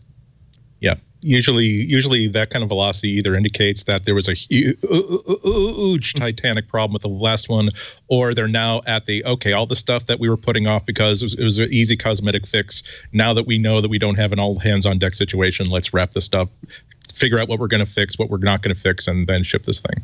Was there not a rumor, I'm looking for it, I don't see it, that they would have it out on the day of the eclipse next Monday? The final? Is that, am I crazy? I'm not sure that they wouldn't expect the eclipse to delay a couple of days to suit Apple's schedule. Yeah, I mean, usually they'll put out a version, then they'll stop updating it for a few weeks, and people start to get nervous. But it's just because, you know, the Gold Master is ready for the event. Right. Yeah. So yeah, I mean, normally they would ship iOS 11 either at the event or at the release of the Gold iPhone. Master usually comes out at the event because it includes things that are specific to the hardware that they're showing up for the first time. The developers then have a couple weeks, and then it comes out usually 2 days before the new phones are released, just so that people have time to download it. You know, sort of stage the download before the new. So did hardware. I dream that it was going to come out on Monday, or was there? Huh? Oh, Android O. That's it. I'm doing too many shows. I have to stop. Android O. Thank you, Carson. Orangutan. Do we have a name yet? Is it Oreo, orangutan, ocelot, octopus? I don't know. I don't know. Orangina is the last. If O comes out during the eclipse, maybe they'll call it Android Eclipse. Uh-oh. Hey. Uh-oh. Android uh-oh. I like Turn that. back the sun. Okay, that's right. Okay, so iOS 11. Now, I was just confused. iOS 11 much more likely to come out in about a month during. And then what will the Galaxy Note ship with? Oh, that's a good question. Oh, that's a good question. Maybe that's the name of it. Android that's a good question. Yeah. Probably not with O, probably with N. Yeah. As the Halt and Catch Fire edition. Well spoken as an iPhone advocate. I can't help myself.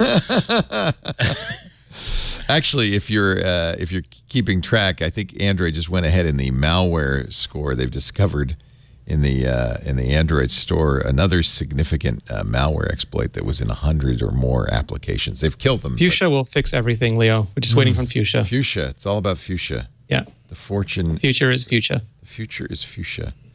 Apple's iPhone 8 facial recognition tech may support, according to Apple Insider, Apple Pay third-party apps and multi-biometrics.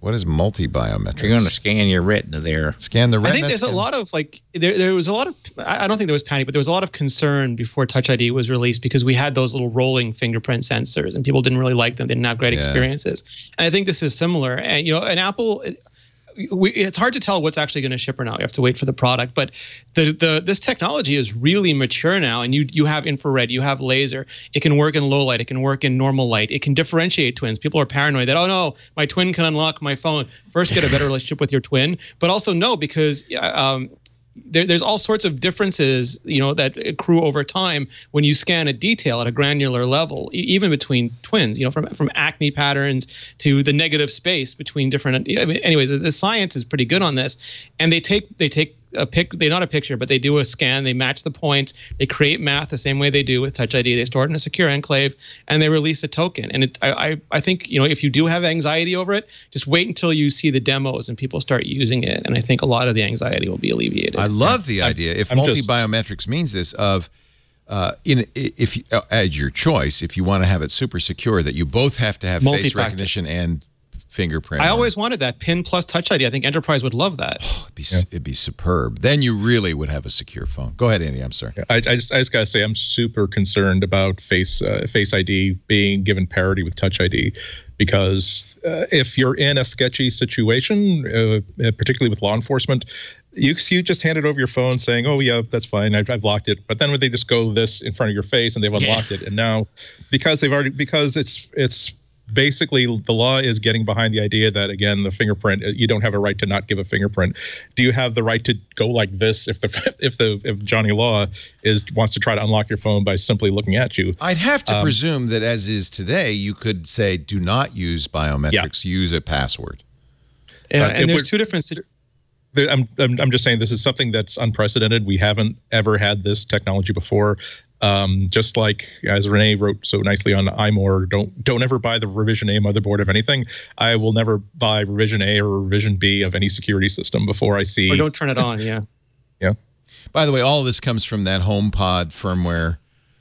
It's not exactly a leak. Apple put the HomePod firmware on a server. It was a mistake. It was a mistake.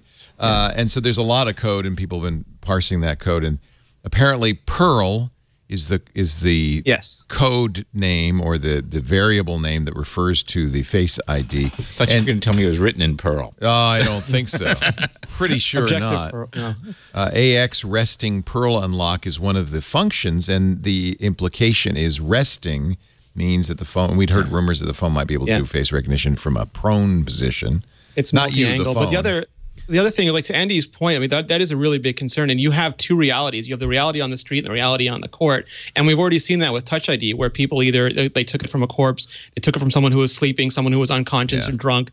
They forced your hand onto the sensor. And what happens at that level, I mean, that's hard to control. And then you have whether that holds up in court or not. And I imagine the same thing will happen with Face ID and maybe with other biometrics like gait analysis. Well, and Samsung's Voice ID. S8 has face unlock. Not very easy to use. You have to hold it up and align your eyes. And you have to choose it in advance, right? Whether it's the iris scan or the face scan. And of course, iris is much more effective. The iris scan has been the hackers at the Chaos Computer Club in Berlin figured out how you could fake that with a photo that you take, from many feet away with a telephoto lens of somebody's eyes. You can then make it work.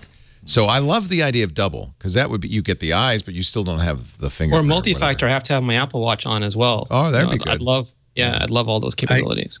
I have to say, as the months go by, I'm more inclined to turn off all kinds of biometrics and just use a super long unlock code, even though it's going to be inconvenient. I'm concerned about that sort of stuff. And we believe, although there's some, the courts haven't really said this definitively, but we believe a password is treated as something and therefore protected, as opposed to a fingerprint. There's some vacillation. Like I think there was one court who said that they could compel you to put it in, but not watch you do it. So they couldn't get the code, but they could force you to put it in.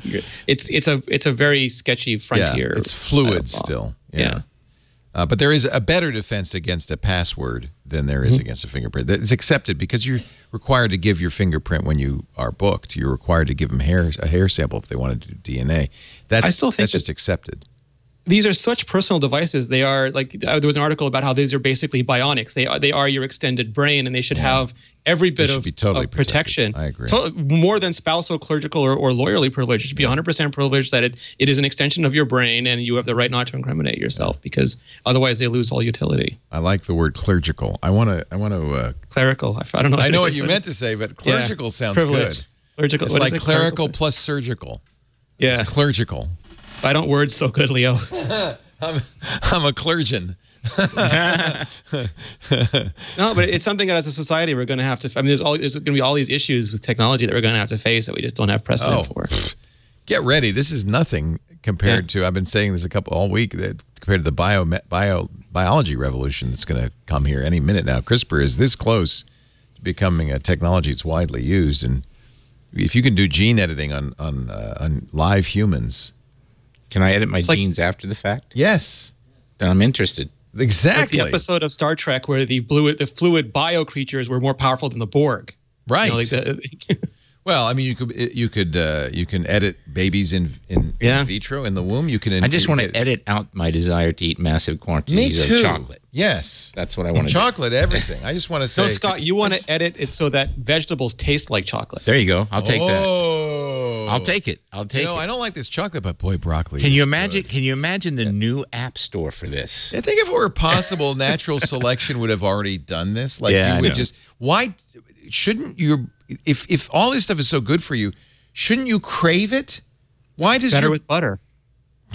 Well, isn't that it was scarce? Like fat and sugar were scarce resources, so we learned to appreciate them more. Yeah, I'm reading a wonderful book. Actually, listening to it. It's on Audible, called *Sapiens* by Harari. And one of the things he says is, if you were a hunter-gatherer and you found a fig tree, you're going to eat all the figs before the baboon tribe comes along and wipes them off the tree. You just have to. Yeah. The problem is we've got fig trees in our refrigerator now. We've got everything in our refrigerator.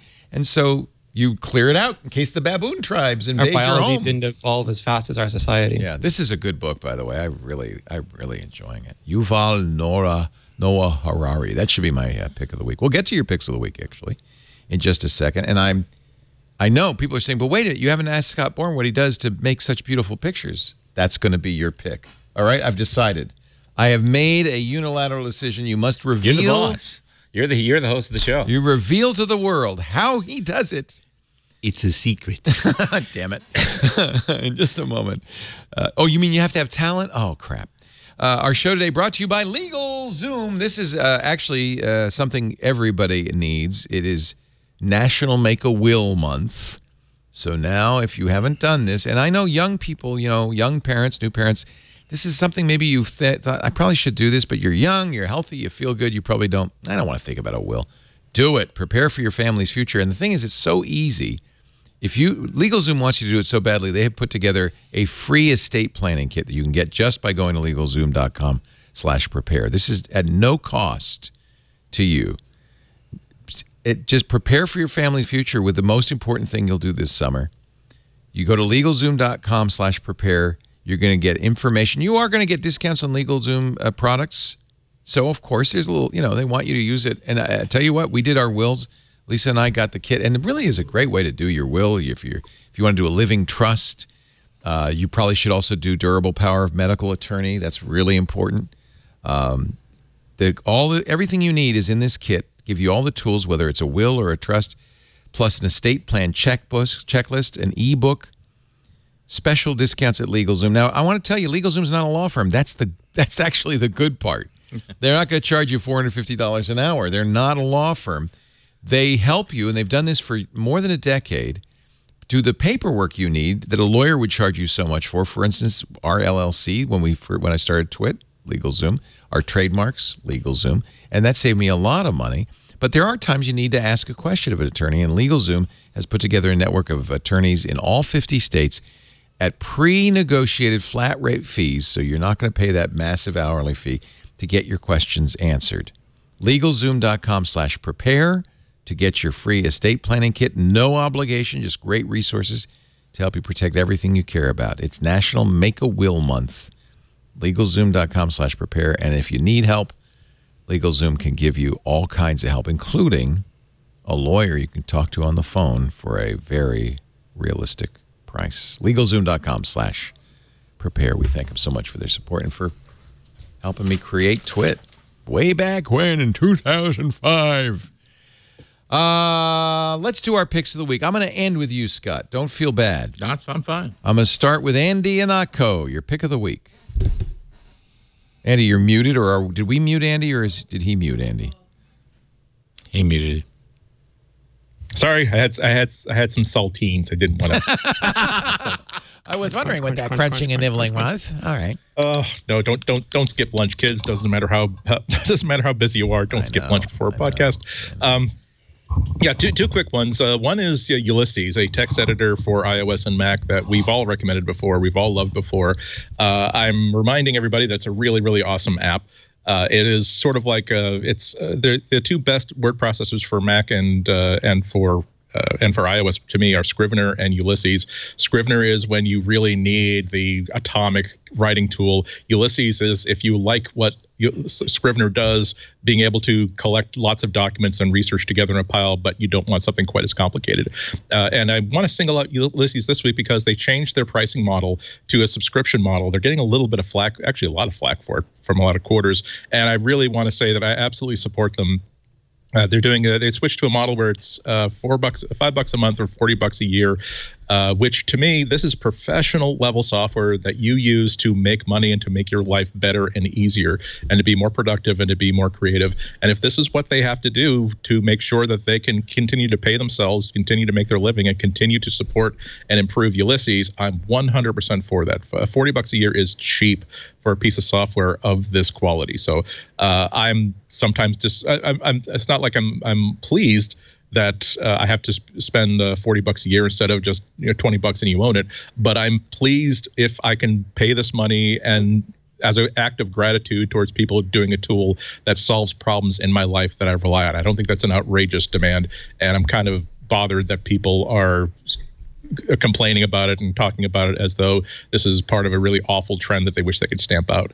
The other thing I want to mention is Sling TV. I canceled my cable subscription last year, and one of the reasons why I was able to do that was because Sling.com, basically all the channels that I would have really missed out on, I can just get streaming on my Apple TV or on my phone or on pretty much on my Roku, any device that I want. They've just today announced a brand new feature. Normally you need an app to stream all these cable channels. Now you can just do it through any Chrome browser window. So really anything you got will work perfectly fine through this. I've had this service for about a year and a half now. It's worked great for me.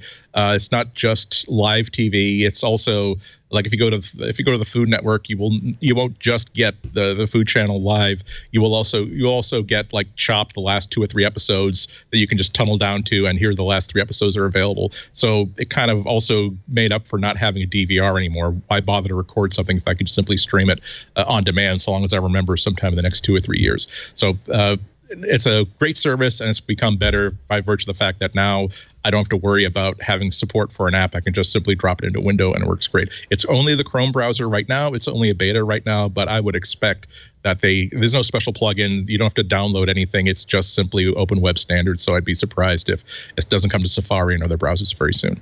We should mention that if you are, as I am, an existing Ulysses owner, you have to download a new app, and it will walk you through a 50% discount for the annual, which makes it, what, $20 a year, which is, I think, not a lot. Yeah, if you use the app, it's worth it.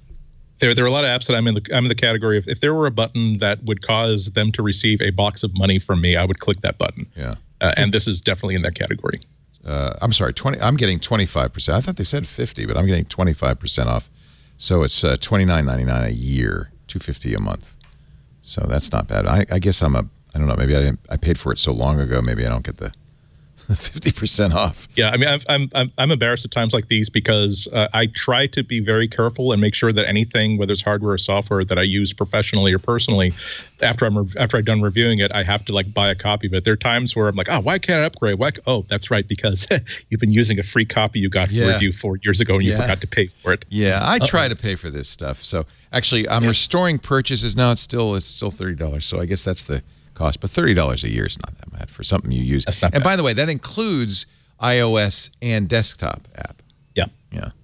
And the transparency between the two, the ability to flip between an iPad Pro and your desktop is just so simple and so quick that it really is a power tool. It is a force expander, a force multiplier for people who have to take words out of your head and put them through your fingertips into a keyboard.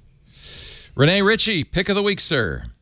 Well, I just wanted to echo what you and Andy said first. I went through this with Photoshop Creative, with Adobe Creative Cloud. I used to only buy every second version of the Adobe apps that I used, and it worked out to be just a better deal for me. And I thought and then I went to 1Password subscription and Dropbox, and it does add up. But all of these apps, I use them so many hours out of so many days that it becomes not insignificant, but a small amount of money for the amount of productivity and the amount of time that it saves me. Yeah. So that was the analysis I did. Excellent.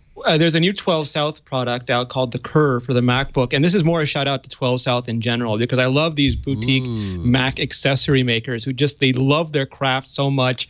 They make such Studio Need is another one, but 12 South really, Pat and Quill, we have an embarrassment of riches with these companies. And I've used some of the different elevation stands for the Mac, and this one, the design of it, I just found so simple and so appealing and so clever. And this is one of those things where I'm going to order this immediately. And even if I only use it once or twice when I'm at a standing desk, it's going to be well worth it for me because it is just such a beautiful object. And I think they do that superlatively well, from the high-rise stands to a lot of the products they make. So this is it matches the new MacBooks. It looks great. It goes with sort of the thinness, the lines, the curves, and super happy with the results. What's the website? 12 South? 12 South. I put it in the thing, I think. Oh, well, let me look at 12south.com. Yeah. 12 South. TW. It's spelled out. It's all spelled out. TWELVESOUTH.com. Just the simplicity and elegance just hit me in the right place. Well, I could tell you one pick from Scott Bourne right away. That's that great Olympus OMD EM1 Mark II camera. I highly recommend Not it. cheap, but it's less expensive. It's about half the cost of a high-end DSLR. 1/3 the cost of the DSLR it replaced in my case. Yeah, It's yeah. $2,000 and it replaced a $6,000 camera. Right. Although you didn't have to buy all new lenses. And by the way, they've got some really nice pro lenses I now. sold one Canon lens, the Yeah. 800 f5.6L, and purchased each and every pice of Olympus gear I need. That'll give you an idea. It's not You that use how do you pronounce it? Zuiko? I do not know. I just call You're them an Olympus. Olympus? I just call them Olympus lenses, okay? Okay, you use those. All right. They don't pay me to pronounce. But they pay I'm me going to say picture. that that's not your pick. No, my picks are related to what you said. People do ask me about my post-processing workflow, and of late, it's been almost 100% with a company called MacFun. And we've talked about MacFun on this show many times. Right. I know Renee likes them. MacPhun. And by way of disclosure, I am on the board of advisors. That's brand new. That's brand new. Congratulations. Thank you. But it has nothing to do. I've been using the products for years. And because I looked at your pictures and you said processed in Luminar, which is their kind of Adobe Lightroom replacement. No, it's their Adobe Photoshop replacement. Oh, it's even more than that. All right, Yeah. It's Photoshop. I said, well, if Scott Bourne's using it, and I've been using it. I love it. It's extremely powerful. It's extremely easy to use. It's intuitive.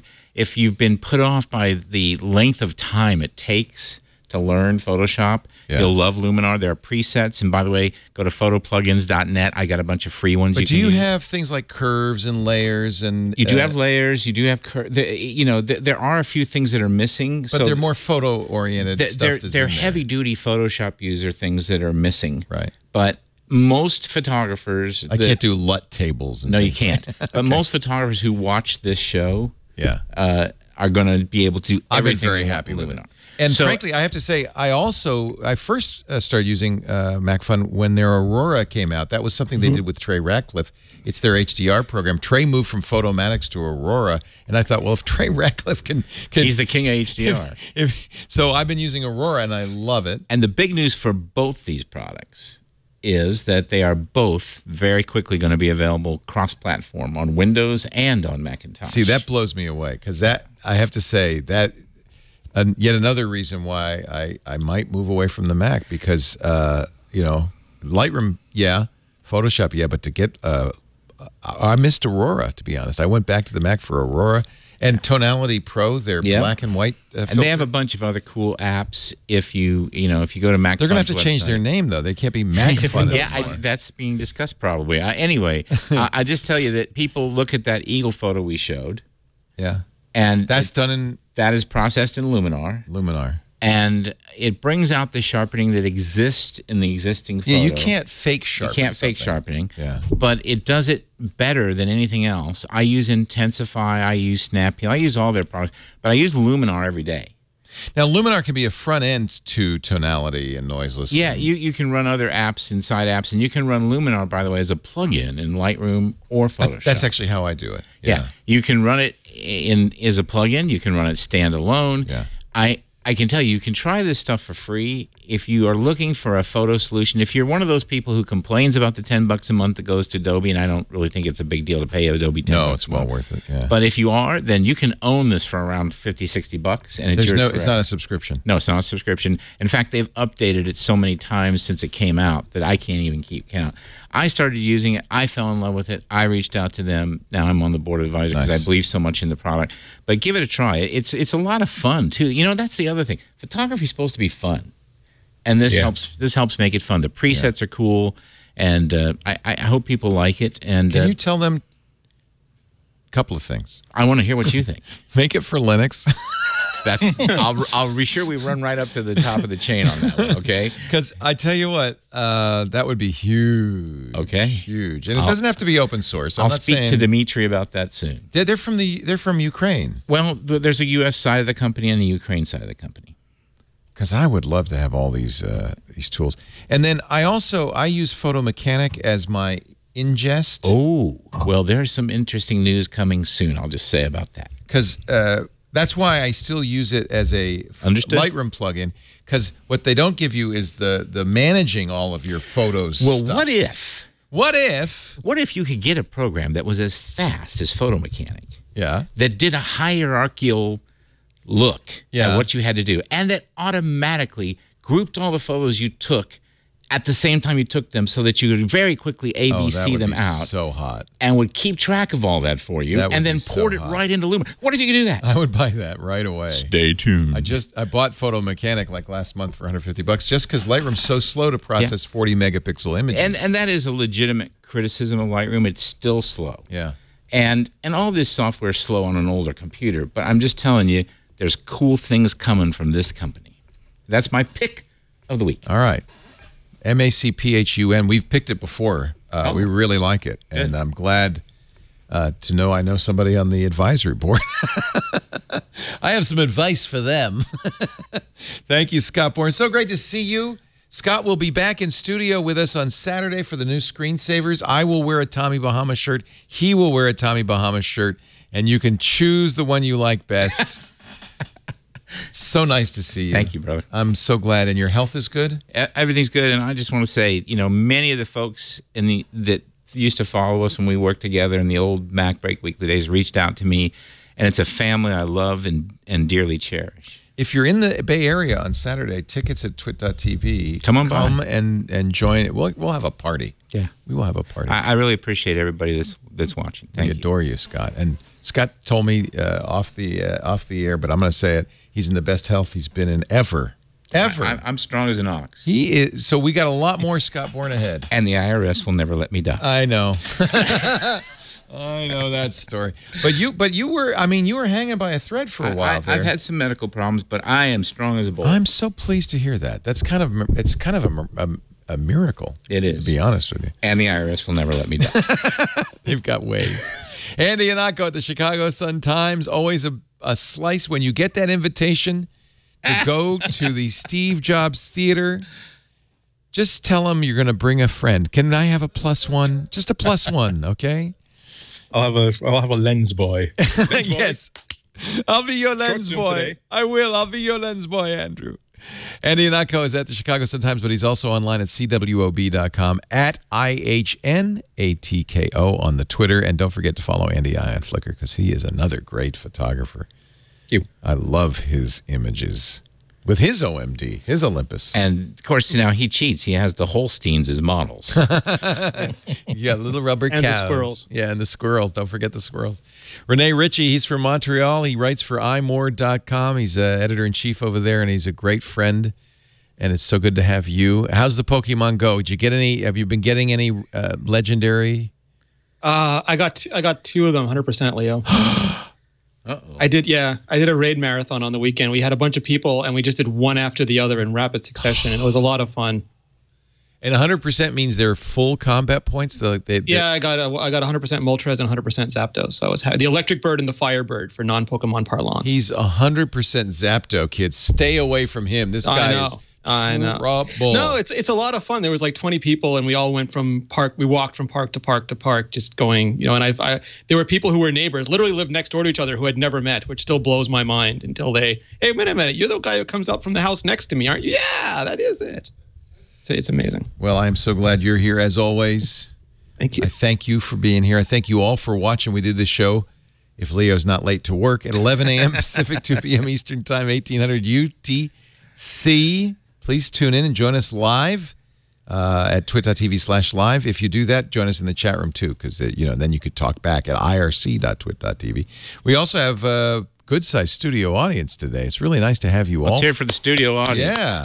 Email tickets at twit.tv if you'd like to sit and watch. We appreciate it. Thank you for coming. And if you can't be here in person, if you can't be here live, you can always download a copy on demand at your choice, your convenience. All of our shows, frankly, at twit.tv, but twit.tv/MBW for MacBreak Weekly. And do me a favor. I know people no longer, use iTunes for podcasts so much, but you have a podcast appliance of some kind, right? Whatever you use to listen to podcasts, if you would do me a favor and subscribe, that helps us because it evens out the subscription numbers, and we know we've got you, and that way you will always have an episode when you go to work on Wednesday morning. Thanks for listening. But now I'm sorry to say it's time to get back to work because break time is over.